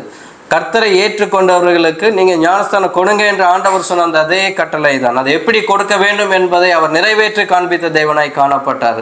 அப்போது இந்த காரியத்திற்கு நமக்கு அநேக பாதைகள் நம்ம தூரமாக வந்திருப்போம். அதுக்கு தடையாய் காணப்படுகிறது. அது நம்மளுடைய காரியத்துக்கு ஒரு முக்கியத்துவம் இல்லாமல் இல்லை கரெக்டான காரியமாக காணப்படலாம். சில சமயங்கள் அது ராங்கு, ஆனால் நமக்கு அது கரெக்டாக காணப்படலாம். இல்லை அப்படி என்றால் வந்த பாதையை விட்டு விலகுவதற்கு நமக்கு ஒரு தடை ஒன்று காணப்படுகிறது என்பதை, அந்த தடையை உடைப்பது தான் நம்மளுடைய காரியம். அப்போ நம்ம வந்த பாதை ஒரு யூட்டர்ன் எடுக்கிறோம் அப்படின்னா, ஆண்டவர் யூட்டர்ன் போடுறாருன்னா அதுதான் நேரான பார்வை. அந்த பாதைக்கு உடனே கீழ்ப்படிய வேண்டியது நம்மளுடைய கடமையாய் காணப்படுகிறது. ஏன் அப்படின்னா, அதுக்கு கீழ்ப்படியவில்லை என்றால் நமக்கு கிடைக்க வேண்டிய அந்த ஒரு பெரிய என்னன்னு சொல்கிறது, அந்த ஆசீர்வாதத்தை இழந்தவர்களாய் காணப்படுகிறோம். நீ இதை செய்யலைன்னா கர்த்தர் இதை செய்திருவார், அப்படி வேதம் சொல்லவே கிடையாது. நீ இதை செய்தால் இதை பெற்றுக்கொள்வாய், நீ இதை செய்யலைன்னா இதைத்தையும் பெற்றுக்கொள்வாய்.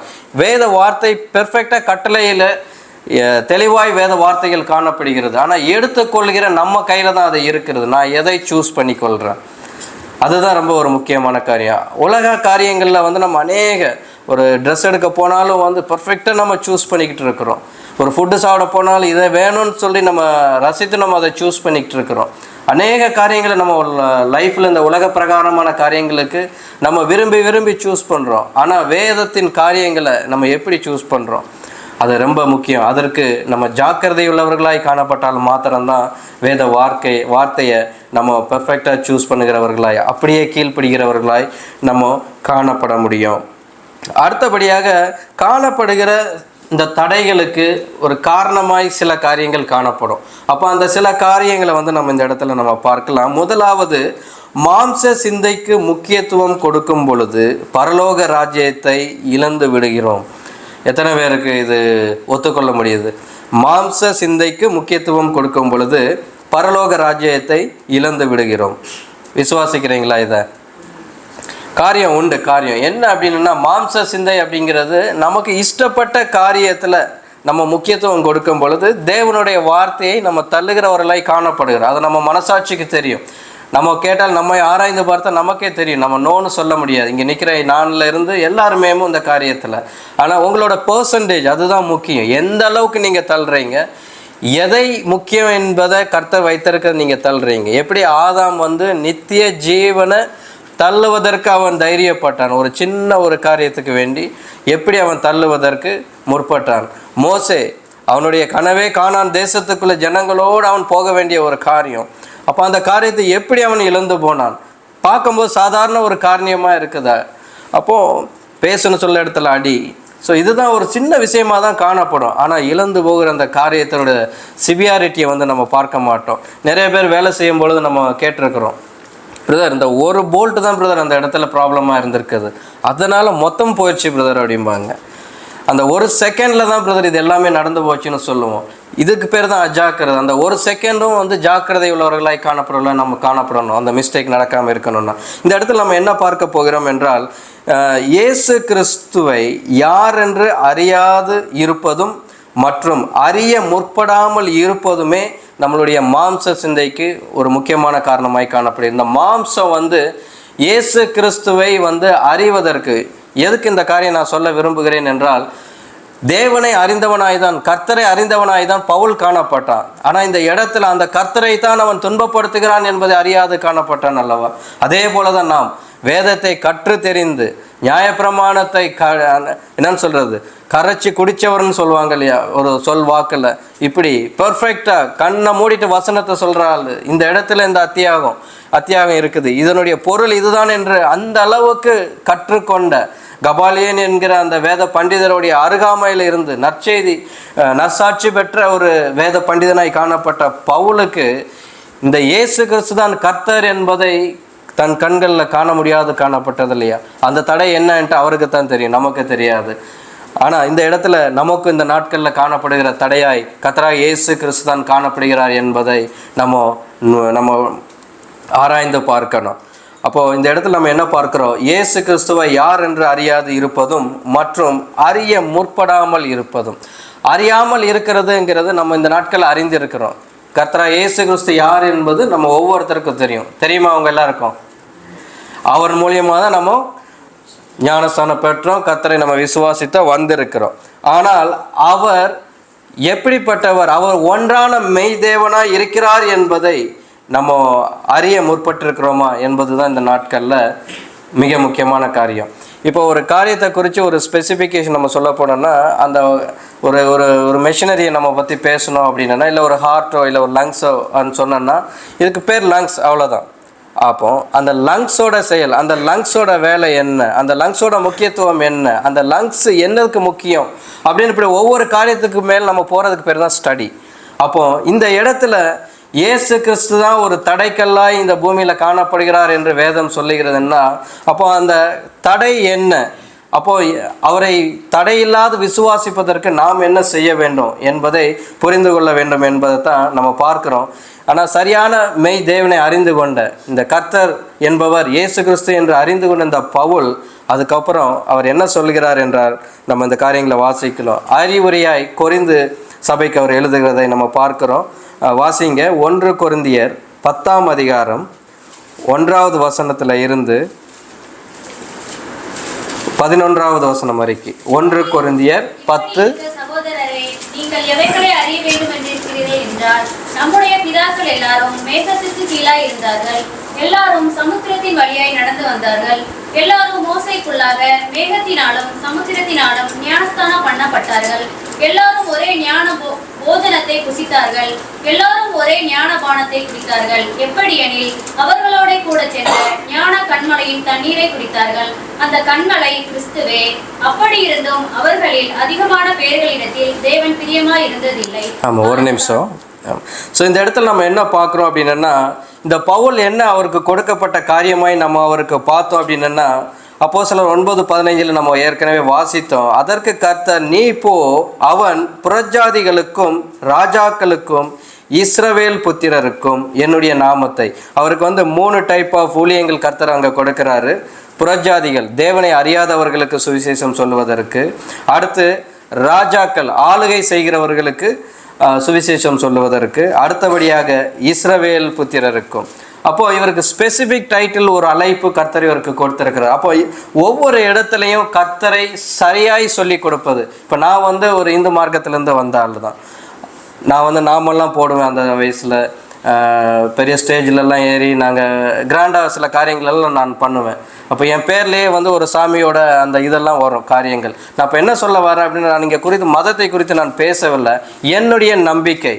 அப்போது என்னுடைய நம்பிக்கை நான் பார்க்கும் பொழுது, இந்த வேத வார்த்தையை நான் வாசிக்கும் பொழுது, எனக்கு இருந்த நம்பிக்கையை காட்டிலும் ரியாலிட்டியாய், உண்மையாய், அந்த பாலில் அப்படியே அந்த ஒரு தெளிவு காணப்படுது என்று பார்த்தோம் அப்படின்னா, இந்த வேத வார்த்தைகள் மட்டும்தான் எனக்கு காணப்பட்டுச்சு.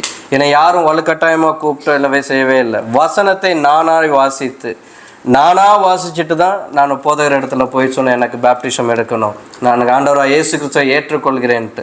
நான் அந்த சாட்சியை அநேக தடவை நான் சொல்லியிருக்கிறேன். ஆனால் அந்த நேரத்தில் எனக்கு பேப்டிசம் அவங்க கொடுக்கல. காரணம் என்னென்னா, போதகர் பயந்தார். அவங்க கவர்மெண்டோட ரூல் இருந்துச்சு, மதம் மாற்றும் தடை சட்டம் கொண்டு வந்தப்பட்ட நேரம். ஏன்னா நான் இருந்தது சென்னையில் வேலை பார்த்துட்டு இருக்கும் பொழுது, என்னுடைய பேரண்ட்ஸ் இருக்கிறது கிராமத்தில் இருந்தாங்க. உங்களை பற்றி தெரியாது, உங்கள் பேரண்ட்ஸை பற்றி தெரியாதுன்ட்டு. அந்த நாட்களில் எனக்கு என்ன தைரியம் வந்துச்சுன்னு எனக்கு தெரியல. நான் போதகர்கிட்ட சொன்னேன், கர்த்தராகிய இயேசு கிறிஸ்துவை சொந்த இரட்சகராக ஏற்றுக்கொள்ளுங்கள், அவரே மெய்யான தேவன் என்று நீங்கள் சொன்னது நீங்கள், அதை விசுவாசித்தது நான். அப்போது நான் இந்த இடத்துல வந்திருக்கிறேன், விசுவாசிக்கு எனக்கு ஞானஸ்தானம் கொடுங்க, அது உங்களுடைய வேலை. அந்த இடத்துல நான் அப்படி தான் ஓப்பனாகவே பேசினேன் அந்த காரியத்தை. நான் இப்பவும் நான் நினைவு கூறுகிறேன். சென்னையில் அயனாபுரத்தில் கிட்டத்தட்ட 2014 எனக்கு இப்பவும் ஞாபகம் இருக்குது. அப்போ அந்த இடத்துல தான் அவர் யோசிச்சுட்டு பேசினார். சரி, உங்களை இங்கே யாரையாவது தெரியுமான்ட்டு. ஏன்னா அந்த சபைக்கு அழைத்து போன ஒரு சகோதரி தெரியும், அவங்க சொன்னால் இவங்களை தெரியும் அப்படின்ட்டு. அவங்க சொன்னாங்க, நான் சொல்வதற்கு ஒன்றும் இல்லைன்ட்டு. அப்போ அவர் பாஸ்டர் ஒரே காரியத்தான் சொன்னார், உங்கள் விசுவாசத்தின் பிரகாரமாகவே கர்த்தராகிய இயேசு கிறிஸ்து நாமத்தில் உங்களுக்கு ஞானஸ்தானம் கொடுக்குறேன் என்று எனக்கு ஞானஸ்தானம் கொடுத்தார்.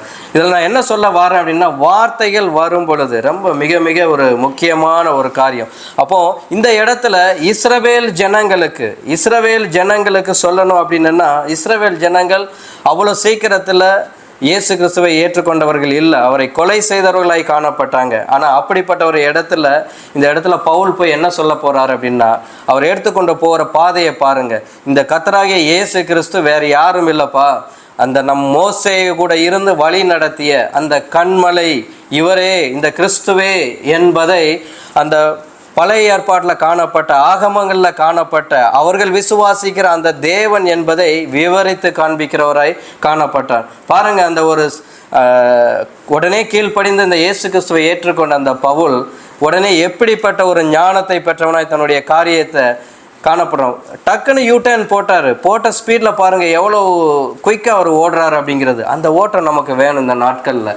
அப்படின்னா தான் கர்த்தர் வைத்திருக்கிற திட்டத்தை நிறைவேற்ற முடியும். நீங்கள் ஒரு குறுகிய வட்டத்துக்குள்ளேயே உங்களுடைய வாழ்க்கையை அமைக்க நீங்கள் பார்க்காதீங்க. காரணம் என்னென்னா, கர்த்தர் உங்களுக்கு வைத்திருக்கிற திட்டம் பெரிய திட்டம். ஆதாமுக்கு இருந்த திட்டம் பெரிய திட்டம், அவருக்கு வைத்திருக்கிற திட்டம் நித்திய ஜீவன். எண்ட்லெஸ் லைஃப், அதுதான் அவருடைய பெரிய திட்டம். ஆனால் ஒரு செகண்டில் போயிடுச்சு. பலூனில் ஒரு நீடில் வச்சு குத்துன மாதிரி டக்குன்னு போயிடுச்சு. மோசையோட திட்டம் பெரிய திட்டம், வாழ்நாளோட அது எவ்வளவு பாடுகள் அவர் பட்டு வந்தார், ஒரு செகண்டில் போயிருச்சு. இந்த நாட்களே நம்மளுடைய ரட்சிப்பு அதே நிலைமை தான். தேவனை நாம் சரியாய் அறிந்திருக்கிறோம், இந்த கிறிஸ்துவை சரியாய் அறிந்திருக்கிறோமா? காரணம் என்ன அப்படின்னா, அவரே தடைக்கல்லாய் காணப்படுறாரு. அவரை சரியாய் நம்ம புரிந்து கொள்ளவில்லை என்றால் நமக்கு தடைக்கல் அவராய் தான் காணப்படுகிறார். புரிந்திருந்தோம்னா நமக்கு நித்திய ஜீவனாய் அவர் தான் காணப்படுகிறார் என்பதை எத்தனை பேர் விசுவாசிக்கிறீங்க? அல்லேலூயா சொல்லாமா? இந்த இடத்துல நம்ம அடுத்து என்ன பார்க்க போறோம்னா, 1 கொரிந்தியர் 10:1 நான் திரும்ப வாசிக்கிறேன். இப்படி இருக்க சகோதரரே, நீங்கள் எவைகளை அறிய வேண்டும் என்று இருக்கிறீர்கள் என்றால், நம்முடைய பிதாக்கள் எல்லாரும் மேகத்துக்கு கீழாய் இருந்தார்கள், எல்லாரும் சமுத்திரத்தின் வழியாய் நடந்து வந்தார்கள், எல்லாரும் மோசேக்குள்ளாக மேகத்தினாலும் சமுத்திரத்தினாலும் ஞானஸ்நானம் பண்ணப்பட்டார்கள். அப்போ கர்த்தருடைய பிரசன்ஸில் அங்கே போனது அந்த காரியத்தை எக்ஸ்பிளைன் பண்ணிட்டு இருக்கிறாரு. எல்லாரும் ஒரே ஞானபானத்தை புசித்தார்கள், எல்லாரும் ஒரே ஞானபானத்தை குடித்தார்கள். எப்படி எனில் அவர்களுடைய கூட சென்ற ஞான கண்மலையின் தண்ணீரை குடித்தார்கள். அப்போ அவர்களுடைய சென்ற அந்த கர்த்தரை அவர்கள் பற்றி கொண்டு விசுவாசத்தோடு நடந்து கடந்து சென்று போயிருந்தாங்க. அப்போ அந்த இடத்துல என்ன வருது? அந்த கண்மலை கிறிஸ்துவே. அப்போது வேத வாக்கியத்தில் சொல்லப்பட்ட இந்த இயேசு கிறிஸ்து வேற யாரும் இல்லை, இவர்தான் நம்முடைய கர்த்தர் என்பதை இஸ்ரவேல் ஜனங்களுக்கு ஸ்ட்ராங்காக இவர் எக்ஸ்பிளைன் பண்ணார். எப்போ நம்ம கீழ்ப்படுகிறோமோ அன்னைக்கு தான் அந்த விஷன் ஓப்பன் ஆகும். எப்போவுமே மிஷன் உங்களோட மிஷன் கரெக்டாக இருக்கும். ஆனால் அந்த மிஷன் எப்போ நமக்கு வேணும்னா விஷனுக்கு வந்தால் தான் அந்த மிஷனை உங்களால் ஃபுல்ஃபில் பண்ண முடியும். அப்போது அதை குறித்த விஷன் எப்போ வரும்னா அந்த மிஷனை நீங்கள் விசுவாசிக்கணும். நமக்கு கொடுத்த கட்டளை, இந்த பூமியில் கர்த்தர் நமக்கு என்ன மிஷன் கொடுத்துருக்கிறார், அவரை சொந்த தேவனாய் என்னுடைய ஒரே தேவனாய் நான் ஏற்றுக்கொண்டிருக்கிறேன், அதுவும் நம்மளுடைய மிஷன். அவர் மாத்திரமே ரட்சிக்க இந்த பூமியில் எல்லாரையும் உண்டாக்கியவர் அவர் ஒருவர் மாத்திரமே அங்கிற நம்பிக்கை அவங்க வாழ்க்கையில் வருதா? அதுக்கப்புறம் ஏற்றுக்கொண்டதுக்கப்புறம் இப்போ கேளுங்க, ஆண்டவரே நான் என்ன செய்ய வேண்டும்? பவுல் கேட்டதை போல அப்போ கர்த்தர் கொடுப்பார் விஷன். இதுதான் உன்னுடைய திட்டம், இந்த பூமியில் நான் உன்னை உண்டாக்கியதுடைய நோக்கம் இதுதான் என்பதை அவர் சொல்லுவார். ஆனால் நம்ம மிஷன் பார்க்குறதுக்குள்ளேயே தூங்கிட்டோம் அப்படின்னா விஷனும் வராது, மிஷனும் வராது. கடைசியில் பிசாசு நம்ம முன்னாடி நிற்போம். அதனால் இந்த நாட்களில் மிக ஜாக்கிரதையுள்ளவர்களாய் நம்ம காணப்பட வேண்டும். நான் இந்த காரியங்களை அடுத்த தொடர்ந்து நான் வாசிக்கிறேன். எல்லோரும் ஒரே ஞானபானத்தை குடித்தார்கள். எப்படி எனில் அவர்களோடு கூட சென்ற ஞான கண்மலையின் தண்ணீரை குடித்தார்கள், அந்த கண்மலை கிறிஸ்துவே. அப்படி இருந்தும், இந்த இடத்துல அவர் சொல்றாரு, அப்படி இருந்தும் அந்த நாட்களிலேயும் அவர்களில் அதிகமான பேர்களிடத்தில் தேவன் பிரியமாய் இருந்ததில்லை. அப்போ பாருங்க, அந்த நாட்கள்லையும் தேவன் பிரியமாய் இருந்ததில்லை. அப்போ அவர் என்ன சொல்ல வாரார் அந்த இடத்துல பார்க்கணும்னா, இந்த நாட்கள்லையும் இவரை நீங்கள் ஏற்றுக்கொள்ளவில்லை என்றால் கர்த்தர் உங்களிடத்துலையும் பிரியமா இல்லை. இவரை தள்ளுகிறவர்களுடைய வாழ்க்கையை, இயேசு கிறிஸ்துவை தள்ளுவருடைய வாழ்க்கை நரக ஆக்கினைக்குள்ள வாழ்க்கையாய் காணப்படுகிறது. அப்போது நித்திய ஜீவனுக்குள்ளே இருக்கிற வாழ்க்கை, பரலோக வாழ்க்கை இல்லை என்பதை தெளிவுபடுத்த இந்த இடத்துல அவர் விரும்புகிறார். அப்படி இருந்தும் அவர்களில் அதிகமான பேர்களிடத்தில் தேவன் பிரியமாய் இருந்ததில்லை. ஆதலால் வனாந்தரத்திலே அவர்கள் அழிக்கப்பட்டார்கள். எப்படிப்பட்டவங்கள்லாம் இருந்தாங்கன்ட்டு அவர் கேரக்டரைஸ்ட் பண்ணுறார் இந்த இடத்துல. அவர்கள் இச்சித்தது போல நாமும் பொல்லாங்கானவைகளை இச்சியாதபடிக்கு. நீங்கள் அந்த உபாமம் இந்த இடத்துலலாம் நீங்கள் போய் ரீட் பண்ணுங்கள், என்னென்னலாம் அவங்க செஞ்சாங்கன்ட்டு இவர் அப்படியேமும் ஷார்ட்டாக சொல்லிக்கிட்டு இருப்பார். அவர்கள் இச்சித்தது போல நாமும் பொல்லாங்கானவைகளை இச்சியாதபடிக்கு இவைகள் நமக்கு திருஷ்டாந்தங்களாய் இருக்கிறது. அப்போது இதுதான் நமக்கு சாட்சி. அப்போது ஒன்றுமே தெரியலையா ஆண்டவரே, நீங்கள் தான் மெய்யான தேவன் என்று எனக்கு சொல்லவே இல்லையா ஆண்டவரே? சபைக்கு கேட்டிருக்கிறோம், சின்ன வயசில் கேட்டிருக்கிறோம், அநேகர் சொல்லி நம்ம கேட்டிருக்கிறோம், நம்ம இல்லைன்னு சொல்லவே முடியாது. அடுத்த காரியங்கள், ஜனங்கள் புசிக்கவும் குடிக்கவும் உட்கார்ந்து விளையாட எழுந்திருந்தார்கள் என்று எழுதியிருக்கிறபடி அவர்களில் சிலர் விக்கிரக ஆராதனைக்காரர்கள் ஆனது போல நீங்களும் ஆகாதிருங்கள். கிறிஸ்துவை குறித்த நம்பிக்கையில் அவர் ஒன்றான மெய் தேவன் என்று வைக்காம இஷ்டப்படி அவரை ஏற்றுக்கொண்ட காரியம், தேவன் குமாரன் என்று நம்ம ஏற்றுக்கொண்ட சத்தியத்தை சரியாய் அறியாதபடி அவரை வைத்திருக்கிற தேவனுடைய ஸ்தானத்தை காட்டிலும் அவரை கீழே நம்ம வைத்திருக்கிற ஒரு நம்பிக்கை, அதுதான் விக்கிரக ஆராதனை. அவர் ஒன்றான மெய் தேவன் என்று விசுவாசிக்காதபடி நம் இருதயத்தில் கிறிஸ்துவை நம்ம எப்படி பிலீவ் பண்ணுறோமோ, இல்லை அப்படின்னா அவர் கூட ஒரு தேவன் ஸ்தானத்தில் இன்னொன்று சேர்க்கிறோமோ, அதுதான் விக்கிரக ஆராதனை. அந்த இடத்துல காணப்பட்டவங்களாய் காணப்பட்டாங்க. இந்த இடத்துலையும் நம்ம இந்த நாட்களில் பார்க்கிற காரியங்கள். 8வது வசனம், அவர்களில் சிலர் வேசித்தனம் பண்ணி ஒரே நாளில் 23,000 பேர் விழுந்து போனார்கள், அதுபோல நாமும் வேசித்தனம் பண்ணாது இருப்போமாக. அவர்களில் சிலர் கிறிஸ்துவை பரீட்சை பார்த்து, பழைய ஏற்பாட்டில் கிறிஸ்து எங்கே இருந்தார்? இங்கே பவுல் சொல்கிறாரு அவரை பரீட்சை பார்த்து. புரியுதா உங்களுக்கு? இந்த வசனங்களை நீங்கள் வாசித்து இருக்கிறீங்களா? ஒரு நிமிஷம் நீங்கள் இதை யோசித்து பார்த்துருக்கிறீங்களா? இந்த இடத்துல உபாகமத்தில் மோசே கூட கிறிஸ்து அங்கே எங்கே இருந்தார்? இந்த இடத்துல பவுல் சொல்கிறாரு அவர்களில் சிலர் கிறிஸ்துவை பரீட்சை பார்த்து பாம்புகளால் அடிக்கப்பட்டார்கள், அதுபோல நாமும் கிறிஸ்துவை பரீட்சை பாராது இருப்போமாக. அவர்களில் சிலர் முறுமுறுத்து சங்காரக்காரனாலே அழிக்கப்பட்டார்கள், அதுபோல நீங்களும் முறுமுறுக்காதிருங்கள். இவைகள் எல்லாம் சிருஷ்டாந்தங்களாக அவர்களுக்கு சம்பவித்தது உலகத்தின் முடிவு காலத்தில் உள்ள நமக்கு எச்சரிப்புண்டாகும்படி எழுதப்பட்டும் இருக்கிறது. அல்லேலூயா. இந்த நேரத்தில் நமக்கு உணரப்பட வேண்டிய காரியங்கள் இதுதான். ஏன் நான் இந்த வசனத்தை நான் எடுத்து காரியங்கள் சொல்கிறேன் அப்படின்னா, ஒரு வேத வார்த்தையை இந்த கர்த்தராகிய இயேசு கிறிஸ்து யார் என்பதை உணர்ந்து கொண்ட பவுல், அப்போது ஒன்றான மெய் தேவனை ஆராதித்து கொண்டிருந்த அந்த பவுல், அந்த ஒன்றான மெய் தேவன் இந்த கர்த்தராகிய இயேசு கிறிஸ்து, அவர் முற்பிதாக்களை நடத்திய அந்த தேவன்தான் நான் கொலை செய்ய விரும்பிய, அவரை விசுவாசிக்கிறவர்களை விரும்பிய அந்த ஜனமாய் காணப்பட்டேன் என்று சொல்லி திரும்பி இந்த இடத்துல இந்த கிறிஸ்து யார் என்பதை இஸ்ரவேல் ஜனங்களுக்கு முன்பாய் திருஷ்டாந்தப்படுத்தினார். இப்போது மிஷன் கிடைச்சிச்சின்னா உங்கள் அறிவு இப்படி தான் வேலை செய்யும், நம்ம அறிவு இப்படி தான் வேலை செய்யும். காரணம் என்ன அப்படின்னா, எப்போ நம்ம ஆண்டவருடைய வார்த்தைக்கு நம்ம கீழ்ப்படுகிறோமோ அற்புதங்கள் செய்கிறாரு, இது மூலியமாக சுகம் கிடைக்குது அப்படின்னு நம்ம சொல்கிறோம். இந்த வரங்கள் கிரியை செய்கிறது காரணமே என்னைக்கு நம்ம ஒப்பு கொடுக்கிறோமோ, அவருடைய வார்த்தைக்கு நம்ம கீழ்ப்படியும் பொழுது கர்த்தர் நம் மூலமாய் அவருடைய கிரியைகளை செய்கிறார், அவருடைய திட்டத்தை வெளிப்படுத்துகிறவர்களாய் செய்கிறார். அதற்கு நாம் எப்படிப்பட்டவர்களாய் காணப்பட வேண்டும்? அவருடைய வார்த்தையில் ஜாக்கிரதை உள்ளவர்களாய், ஒவ்வொரு காரியத்திலையும் மிக ஜாக்கிரதை உள்ளவர்களாய் காணப்பட வேண்டும்.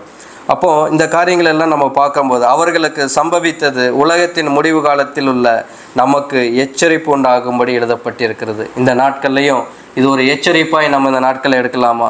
கிறிஸ்துவின் பேரில் நம்ம இப்போவும் காமெடி பண்ணிகிட்டு இருக்கிறோமா? இல்லை கிறிஸ்துவின் நேமில் கிறிஸ்துவின் பேரில் நம்ம ஜாக்கிரதையுள்ளவர்களாய் காணப்படுகிறோமா? அந்த கிறிஸ்து யார் என்பதை ஜாக்கிரதையுள்ளவர்களாய் காணப்படுகிறோமா என்பதை நாமே ஆராய்ந்து பார்ப்போமாக. அடுத்தபடியாக சம்பூர்ணமான ஆரம்பமும் அற்பமான முடிவும் கிறிஸ்தவ வாழ்க்கையில் எல்லாருக்கும் காணப்படுகிறது. நான் வசனத்தை மாற்றி போட்டிருக்கிறேன், வேறு ஒன்றும் கிடையாது. அற்பமான ஆரம்பம் அற்பமானாலும் முடிவு சம்பூர்ணமாய் காணப்படணும். ஆனால் நான் இங்கே என்ன டைட்டில் வச்சுருக்கிறேன்னா, சம்பூர்ணமான ஆரம்பமும் அற்பமான முடிவும். நம்ம கிறிஸ்தவ வாழ்க்கை எல்லாருக்கும் எப்படி ஒரு சம்பூர்ணமான ஒரு ஆரம்பமாய் காணப்படுகிறது? இந்த சின்ன பிள்ளை சண்டே கிளாஸில் இயேசு கிறிஸ்துவை பற்றி சொல்லி கொடுக்கும் பொழுது அதை அப்படியே விசுவாசித்து அது அப்படியே ஏற்றுக்கொண்டு அப்படியே வளர்ந்து வந்து கொண்டுக்கிட்டே இருக்கிறது. ஆனால் போக போக போக போக என்ன ஆகுதுன்னா, அந்த வார்த்தை ஒரு ரொட்டீனாக நம்ம வார்த்தையை ஒரு கட்டமைப்புக்குள்ளே கொண்டு வந்துட்டோம். இது தேவ வார்த்தை என்கிற ஒரு முக்கியத்துவம் கூட கொடுக்காம நம்ம ஒரு சம்பிரதாயத்திற்குள்ளாய் அவருடைய வார்த்தையை நம்ம கொண்டு வந்துட்டோம். அப்போது கடைசியில் என்ன ஆயிடுது? இது சம்பிரதாயம் முக்கியத்துவமாயும் அந்த சம்பிரதாயத்தை வழி நடத்துகிறவர்கள் முக்கியத்துவமாயும் அந்த வார்த்தை முக்கியமில்லாததுமாய் காணப்பட்டு போகிறது. இப்படி தான் நாம் வஞ்சிக்கப்படுகிறவர்களாய் காணப்படுறோம். அதனால தான் சம்பூர்ணமான ஒரு ஆசீர்வாதமாய் நம்மளுடைய வாழ்க்கை தொடங்குகிறது கிறிஸ்தவத்தில். ஆனால் முடிவு அற்பமான முடிவாய் முடிகிறது. யாருக்கு என்றால், கிறிஸ்து யார் என்பதை சரியாய் அறியாதவர்களுக்கு. நீங்கள் அப்படி அறிந்தவர்களாய் காணப்படுவீர்கள் என்றால் முடிவும் சம்பூர்ணமாய் காணப்படும். அல்லேலூயா. அதுக்கு சில வார்த்தைகளை நம்ம பார்ப்போம்.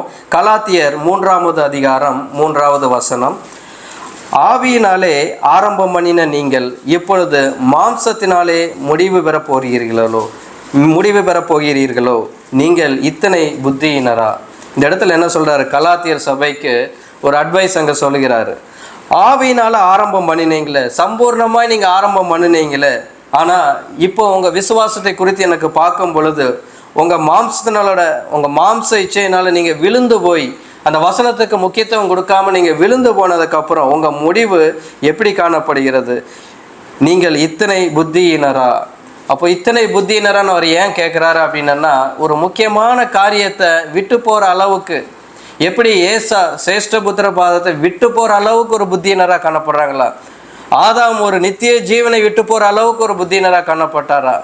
அப்போது இந்த மாதிரி காரியங்களை அப்படி தான் நம்ம பார்க்க வேண்டியது இருக்குது. இந்த இடத்துல கிறிஸ்துவை நம்ம சரியாய் சின்ன வயசுலேருந்து அறிந்தோம். அவர் யார் என்று அறியாமலே அதை விட்டு விட்டு நம்ம கடந்து செல்லும் பொழுது நாம் புத்தியினராய் தான் காணப்படுகிறோம். அடுத்து இன்னொரு வசனத்தை வாசிக்கலாம். கலாத்தியர் 5ஆம் அதிகாரம் 7வது வசனத்தை வாசிக்கிறேன். நீங்கள் நன்றாய் ஓடினீர்களே, சத்தியத்திற்கு கீழ்ப்படியாமல் போக உங்களுக்கு தடை செய்தவன் யார்? ஓட்டம் நல்லா தானே ஓடினீங்க. அநேக போதகர்கள் இப்போ ஓடிக்கொண்டு தான் இருக்கிறாங்க. இப்போ கிறிஸ்துவை வைத்து கிறிஸ்து என்று சொல்லி நம்ம அநேக காரியங்கள் சுவிசேஷம் எல்லாரும் தான் சொல்லி கொண்டு இருக்கிறார்கள். அப்போது அவங்களுடைய ஓட்டம் சரியாய் காணப்பட்டிருந்தாலும் சத்தியத்திற்கு கீழ்ப்படியாமல், அப்போ என்னென்னா தான் அறிவிக்கிற சத்தியம் சரியாய் வார்த்தை ஒன்று இருக்குதுன்னா அந்த வார்த்தையோட மெய் அர்த்தத்தை நம்ம இந்த இடத்துல பவுல் சொன்னதை பார்த்தோம் இல்லையா? பழைய ஏற்பாட்டில் சொல்லப்பட்ட அந்த கன்மலை கிறிஸ்துவே, இதுதான் வெளிப்பாடு. இப்படி ஒரு வார்த்தையை, வேதத்தின் அர்த்தத்தை வேதத்தில் உள்ளபடியே கர்த்தர் வைத்திருக்கிற அந்த அர்த்தத்தை அதன்படியே சொல்லுகிறவர்களாய் காணப்படுகிறார்கள் அந்த நாட்களில். அப்போ நம்ம ஓட்டம் எப்படிப்பட்டதாய் காணப்படுகிறது? நம்ம கர்த்தராய் இயேசு கிறிஸ்துவை மெய் தேவன் என்று ஏற்றுக்கொண்ட நாம் அவரை பிரசங்கிக்கும் பொழுது சத்தியத்திற்கு கீழ்ப்படியாமல் போக, அப்போ சத்தியம்னு அறிஞ்சு இந்த இடத்துல என்ன காணப்படுகிறது? கீழ்ப்படியாமை. இதுதான் மேட்டிமையை குறிக்கிற ஒரு காரியம். நான் எல்லாம் அறிந்திருக்கிறேன்னு சொல்கிற காரியம், எல்லாரும் நம்புகிற காரியம் இதுதான் அல்லவா? சத்தியத்திற்கு கீழ்ப்படியாமை என்ன அப்படின்னா, சத்தியம் நான் ஒரு பாதையில் வந்துட்டேன், கிறிஸ்தவ வாழ்க்கையில் வந்துட்டேன், எல்லாத்தையும் பெற்றுக்கொண்டு விட்டேன், இப்போ ஒரு லெவலில் என் ஓட்டத்தை ஓடிக்கொண்டு இருக்கிறேன், நான் சொல்வது தான் சத்தியம், நான் இந்த வார்த்தைக்கு சொல்லுகிற அர்த்தம் தான் உண்மையான வேத அர்த்தம் அப்படின்ட்டு மேட்டிமையில் காணப்படுது. உடனே வருமானம் உடனே வரவே வராது. எப்போவுமே பாவம் முதல்ல ஒரு சின்ன இதாக தான் தொடங்கும். அது வளர்ந்து அது கருவுற்று அதுக்கப்புறம் வெடிக்கும் பொழுது தான் அதை பூரணத்தை நம்மளால் பார்க்க முடியும். ஐயோ பாவம் செஞ்சிட்டேன்னு அந்த சமயத்தில் சொன்னேன்னா ஒன்றும் நடக்க போகிறதில்ல. அந்த விதை விதைக்கப்படும் பொழுதே நம்ம அந்த இடத்துல அதை வேறெடுத்து விடணும். கிறிஸ்துவின் மேல் வருகிற அந்த நம்பிக்கை வேற ஒன்று வருது அப்படின்னா வேதத்தை எடுத்து பாருங்கள், கேட்ட சத்தியத்தை நீங்கள் ஆராய்ந்து பாருங்கள். பவுல் எப்படி சொல்லி கொடுக்கிறார்? அந்த கண்மலை கர்த்தர் என்கிற கூட அந்த கண்மலை கிறிஸ்துவே என்று பிரசங்கிக்கிறார் அல்லவா? அப்படி இருக்கும் பொழுது அப்போது நம்ம பிதா குமாரன் பரிசுத்த ஆவி என்கிற அர்த்தத்தை அறியாதவர்களை இந்த நாட்களில் இருந்தோம் என்றால் 3 தேவர்களை நம்ம விசுவாசிக்கிறவர்கள் தான் காணப்படுவோம். அந்த 3ம் கர்த்தராகிய இயேசு கிறிஸ்துவை சொல்லுகிற வார்த்தைகள் என்பதை வேதத்தின் பிரகாரம். அப்போ அந்த பவுல் சொல்வதில் எக்ஸாம்பிள் பர்ஃபெக்டாக சொல்லியிருக்குது. யாரும் மறக்க முடியாது. மறக்க இருக்கிறவர்கள் என்ன அப்படின்னா, தான் நம்பிக்கை, நான் விதைத்ததை என்னால் இனி மாற்றி விதைக்க முடியாது, நான் யூட்டர்ன் எடுக்க மாட்டேன் அப்படிங்கிறவங்க சொல்கிற காரியங்கள் தான். அவர்களுக்கு நீங்கள் தப்பிடுங்க, வேதம் அப்படிப்பட்டவளை சொல்கிறது, வஞ்சிக்கிற ஓநாய்கள் அப்படின்ட்டு. மிக ஜாக்கிரதையாக இருங்க. உங்கள் ஆத்மாவுக்கு அவங்க உத்தரவாதம் கிடையவே கிடையாது. எல்லா பாஸ்டருங்களும் சொல்லுவாங்க, சபையில் இருக்கிற எல்லா ஆத்மாவுக்கு நான் உத்தரவாதம் அப்படின்ட்டு. கிடையவே கிடையாது. உங்கள் ஆத்மாவுக்கு நீங்கள் தான் உத்தரவாதம்.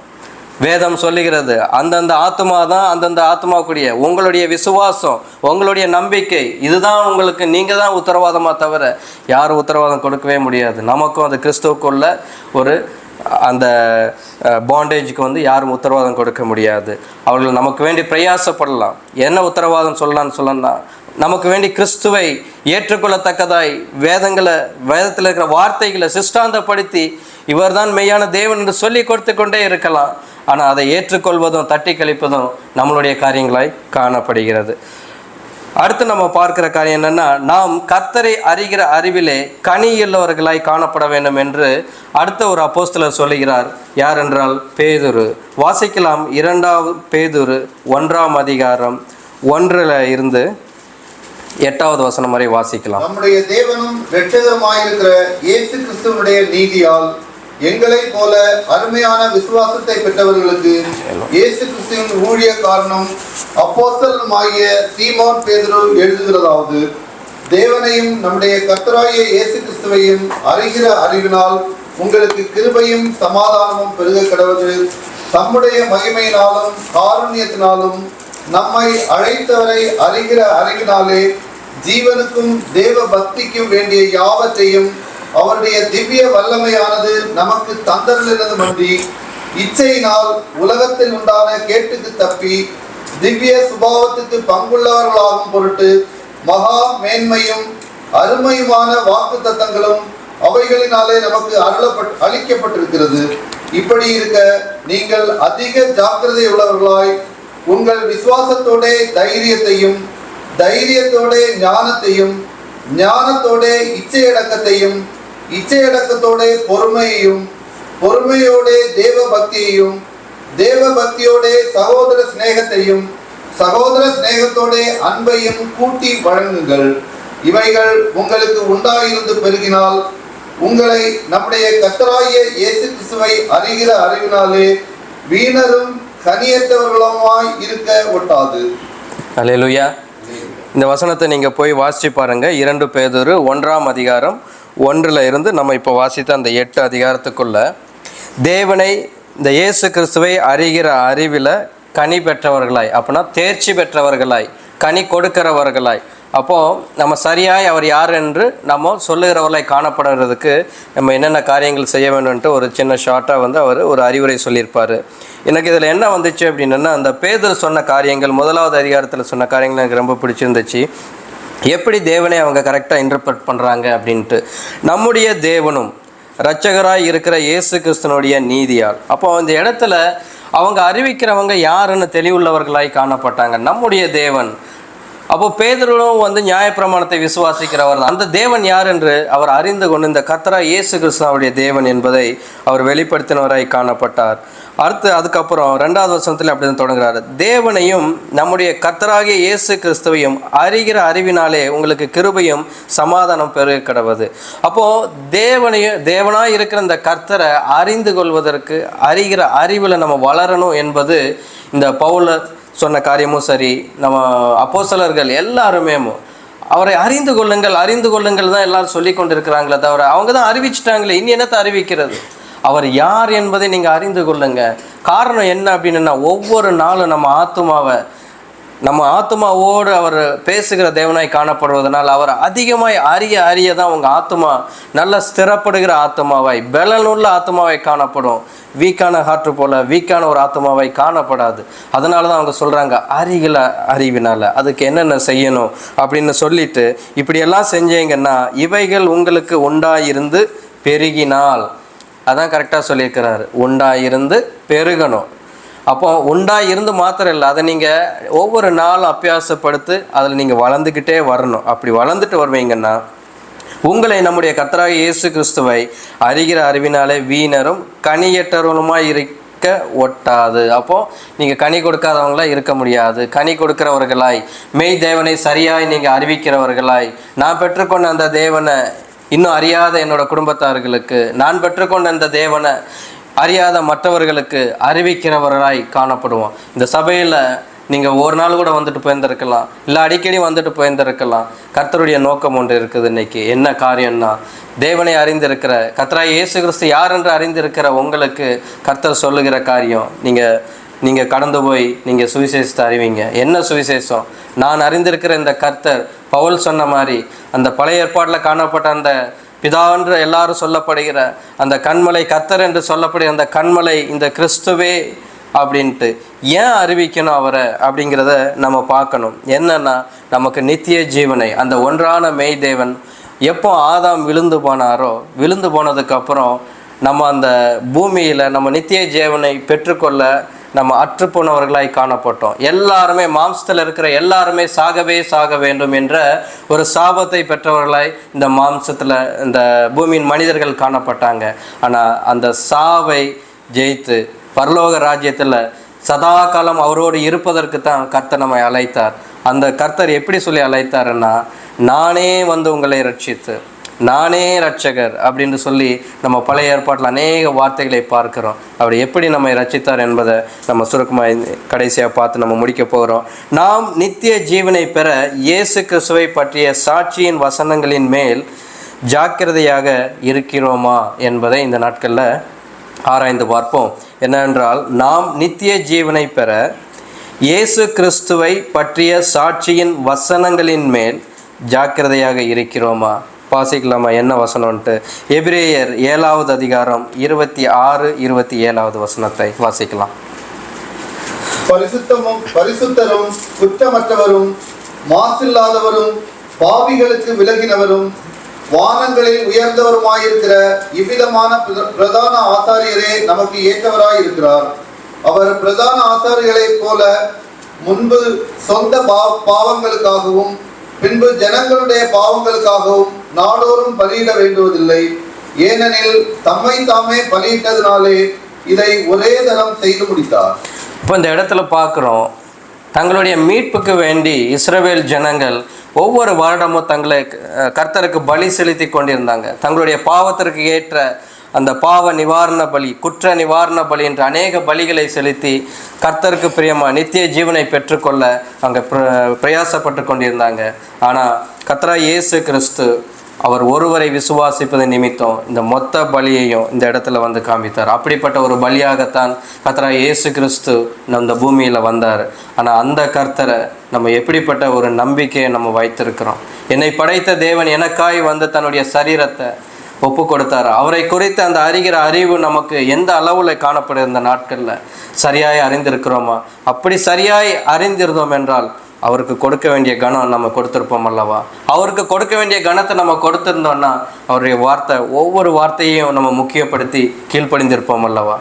இப்படியெல்லாம் கீழ்ப்படியாமல் இருக்கிறதுனால எவ்வளோ பெரிய ஆசீர்வாதத்தை இழந்து போனவர்கள் காணப்பட்டாங்க. இந்த நாட்களில் நம் இழக்க போகிறது ஒரு பெரிய காரியம் என்னென்னா, என்டையர் லைஃப் நித்திய ஜீவனை அடையாதபடி இந்த பூமியில் மாண்டு போகிறவர்களாய் நம்ம காணப்படுவோம். அப்போது அவரை அறிகிற அறிவில் நம்ம தேர்ந்தவர்களாய் காணப்பட வேண்டும். கடைசியாக அந்த ஒரே கருத்தை நான் சுட்டி காண்பிக்கிறேன், வசனங்களை நான் வாசிக்கலை. அவர் சிலுவையில் அறையப்பட்ட அந்த நேரத்தில் வலதுபுறம் இடதுபுறம் 2 திருடர்கள் தொங்கினாங்க. அந்த இடத்துல ஒருத்தர் மனம் திரும்பினார். அந்த இடத்துல பார்க்குறோம், சாகும் நிலைமையில் காணப்பட்டார். அவங்களும் அப்படி தான் சாகும் நிலைமையில் தான் காணப்பட்டாங்க. இவரும் சாகும் தருவாயத்தில் காணப்பட்டாங்க. அந்த இடத்துல பாருங்கள், ஒருத்தருக்கு மாத்திரம் எப்படி தோணிச்சு, நான் தப்பு பண்ணிட்டு இந்த சிலுவையில் நான் தொங்கி கொண்டிருக்கிறேன், தவறே பண்ணாமல் இவர் எதுக்கு இப்படி சிலுவையில் தொங்கப்படுறாரு அப்படின்ற அந்த ஒரு காரியம். இயேசு அவர் சொல்கிற அந்த காரியங்களை பார்க்கும் பொழுது என்ன செய்கிறாங்க அப்படின்னா, இயேசு அந்த இடத்துல அவனை நோக்கி, நீ இன்றைக்கு என்னோட கூட. அப்போ அவர் என்ன சொல்கிறாருன்னா, இந்த இடத்துல அவர் சிலுவையில் நாங்கள் குற்றவாளிகளாக காணப்படுகிறோம், குற்றமே அறியாத இவர் தண்டனைக்கு உட்பட்டப்பட்டிருக்கிறாரு அப்படின்னு சொல்லப்பட்டு, அவர் அது மாத்திரம் சொன்னதில்லை, இவர் ஒரு காரியத்துக்கு வேண்டி அவர் சிலுவையில் தொங்குகிறார் என்பதை அவன் புரிந்து கொண்டவனாய் காணப்பட்டான். அந்த காரியம்தான் நித்திய ஜீவன் என்பதை உணர்ந்தவனாய். அப்போ அந்த இடத்துல அவன் கேட்குறான், உம்முடைய ராஜ்யத்தில் என்னையும் நினைத்தருளும் அப்படின்ட்டு. அந்த திருடனுக்கு பாருங்கள், அந்த இடத்துல யாருமே தெரியாது, யாருன்னே அவங்களுக்கு தெரியாது. அப்படி இருக்கிற அந்த திருடனுக்கு ஒரு நிமிஷம் அந்த இடத்துல காணப்படுகிறது. தண்டனை ஒருத்தர் நகைக்கிறாரு, இன்னொருத்தர் வந்து திருடனை நம்ம தண்டனை பெறுகிறோம், ஓகே, இவர் ஏன் இந்த தண்டனை பெறுகிறாரு? மற்றவர்களை மன்னிங்கன்னு சொல்லிட்டு அங்கே இருந்துட்டு சிலுவையில் சொல்கிறாரு, பிதாவே இவர்களை மன்னியுங்கள் என்று சொல்கிறாரு. அப்படின்னு சொல்லும்போது அந்த இடத்துல உம்முடைய ராஜ்யத்தில் என்னை நினைத்தருளும்னு சொல்லும்போது அந்த இடத்துல இயேசு கிறிஸ்து சொல்கிறாரு, இயேசு அவனை நோக்கி, இன்றைக்கு நீ என்னுடனே கூட பரதேசில் இருப்பாய் என்று மெய்யாகவே உனக்கு சொல்லுகிறேன் என்றார். இந்த இடத்துல மெய்யாகவே சொல்லுகிறேன் என்று. அப்போ எவ்வளோ ஒரு முக்கியமான காரியம். அவன் ஒரு பகுத்தறிவுள்ள ஒரு மனிதனாய் காணப்பட்டார் அல்லவா? இந்த நேரத்தில் வேதத்தை வைத்திருக்கிற நமக்கு சரியாய் கிறிஸ்துவை பகுத்தறியக்கூடிய அந்த நிலை இருக்கிறதா? நமக்கு இன்னமும் நம்ம பவுல் சொன்ன மாதிரி மூடராய் தான் நம்ம காணப்படுகிறோமா? நாமே ஆராய்ந்து பார்ப்போம். எந்த இடத்துல நம்ம இந்த இடத்துல குறைபாடுகள் உள்ளவர்களாய் காணப்படுவோம் அப்படின்ட்டு நம்ம பார்த்தோம் என்றால், இந்த நாட்களில் கிறிஸ்துவுக்கு கொடுக்க வேண்டிய முக்கியத்துவத்தை, அவரை சரியாய் அறிகிற அறிவில் வளருவதற்கும், அவர் ஒவ்வொரு நாளும் நம்ம கொடுக்குற அந்த வார்த்தைக்கு அப்படியே கீழ்ப்படுகிறவர்களாய் நடக்க கர்த்தர் ஒவ்வொருத்தரையும் கிருபை தருவாராக. கர்த்தர் தாமே இந்த வார்த்தையிலே ஆசீர்வதிப்பாராக.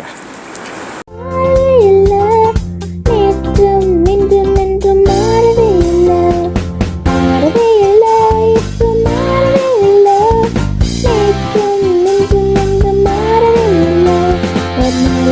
அல்ல தர்மானமாக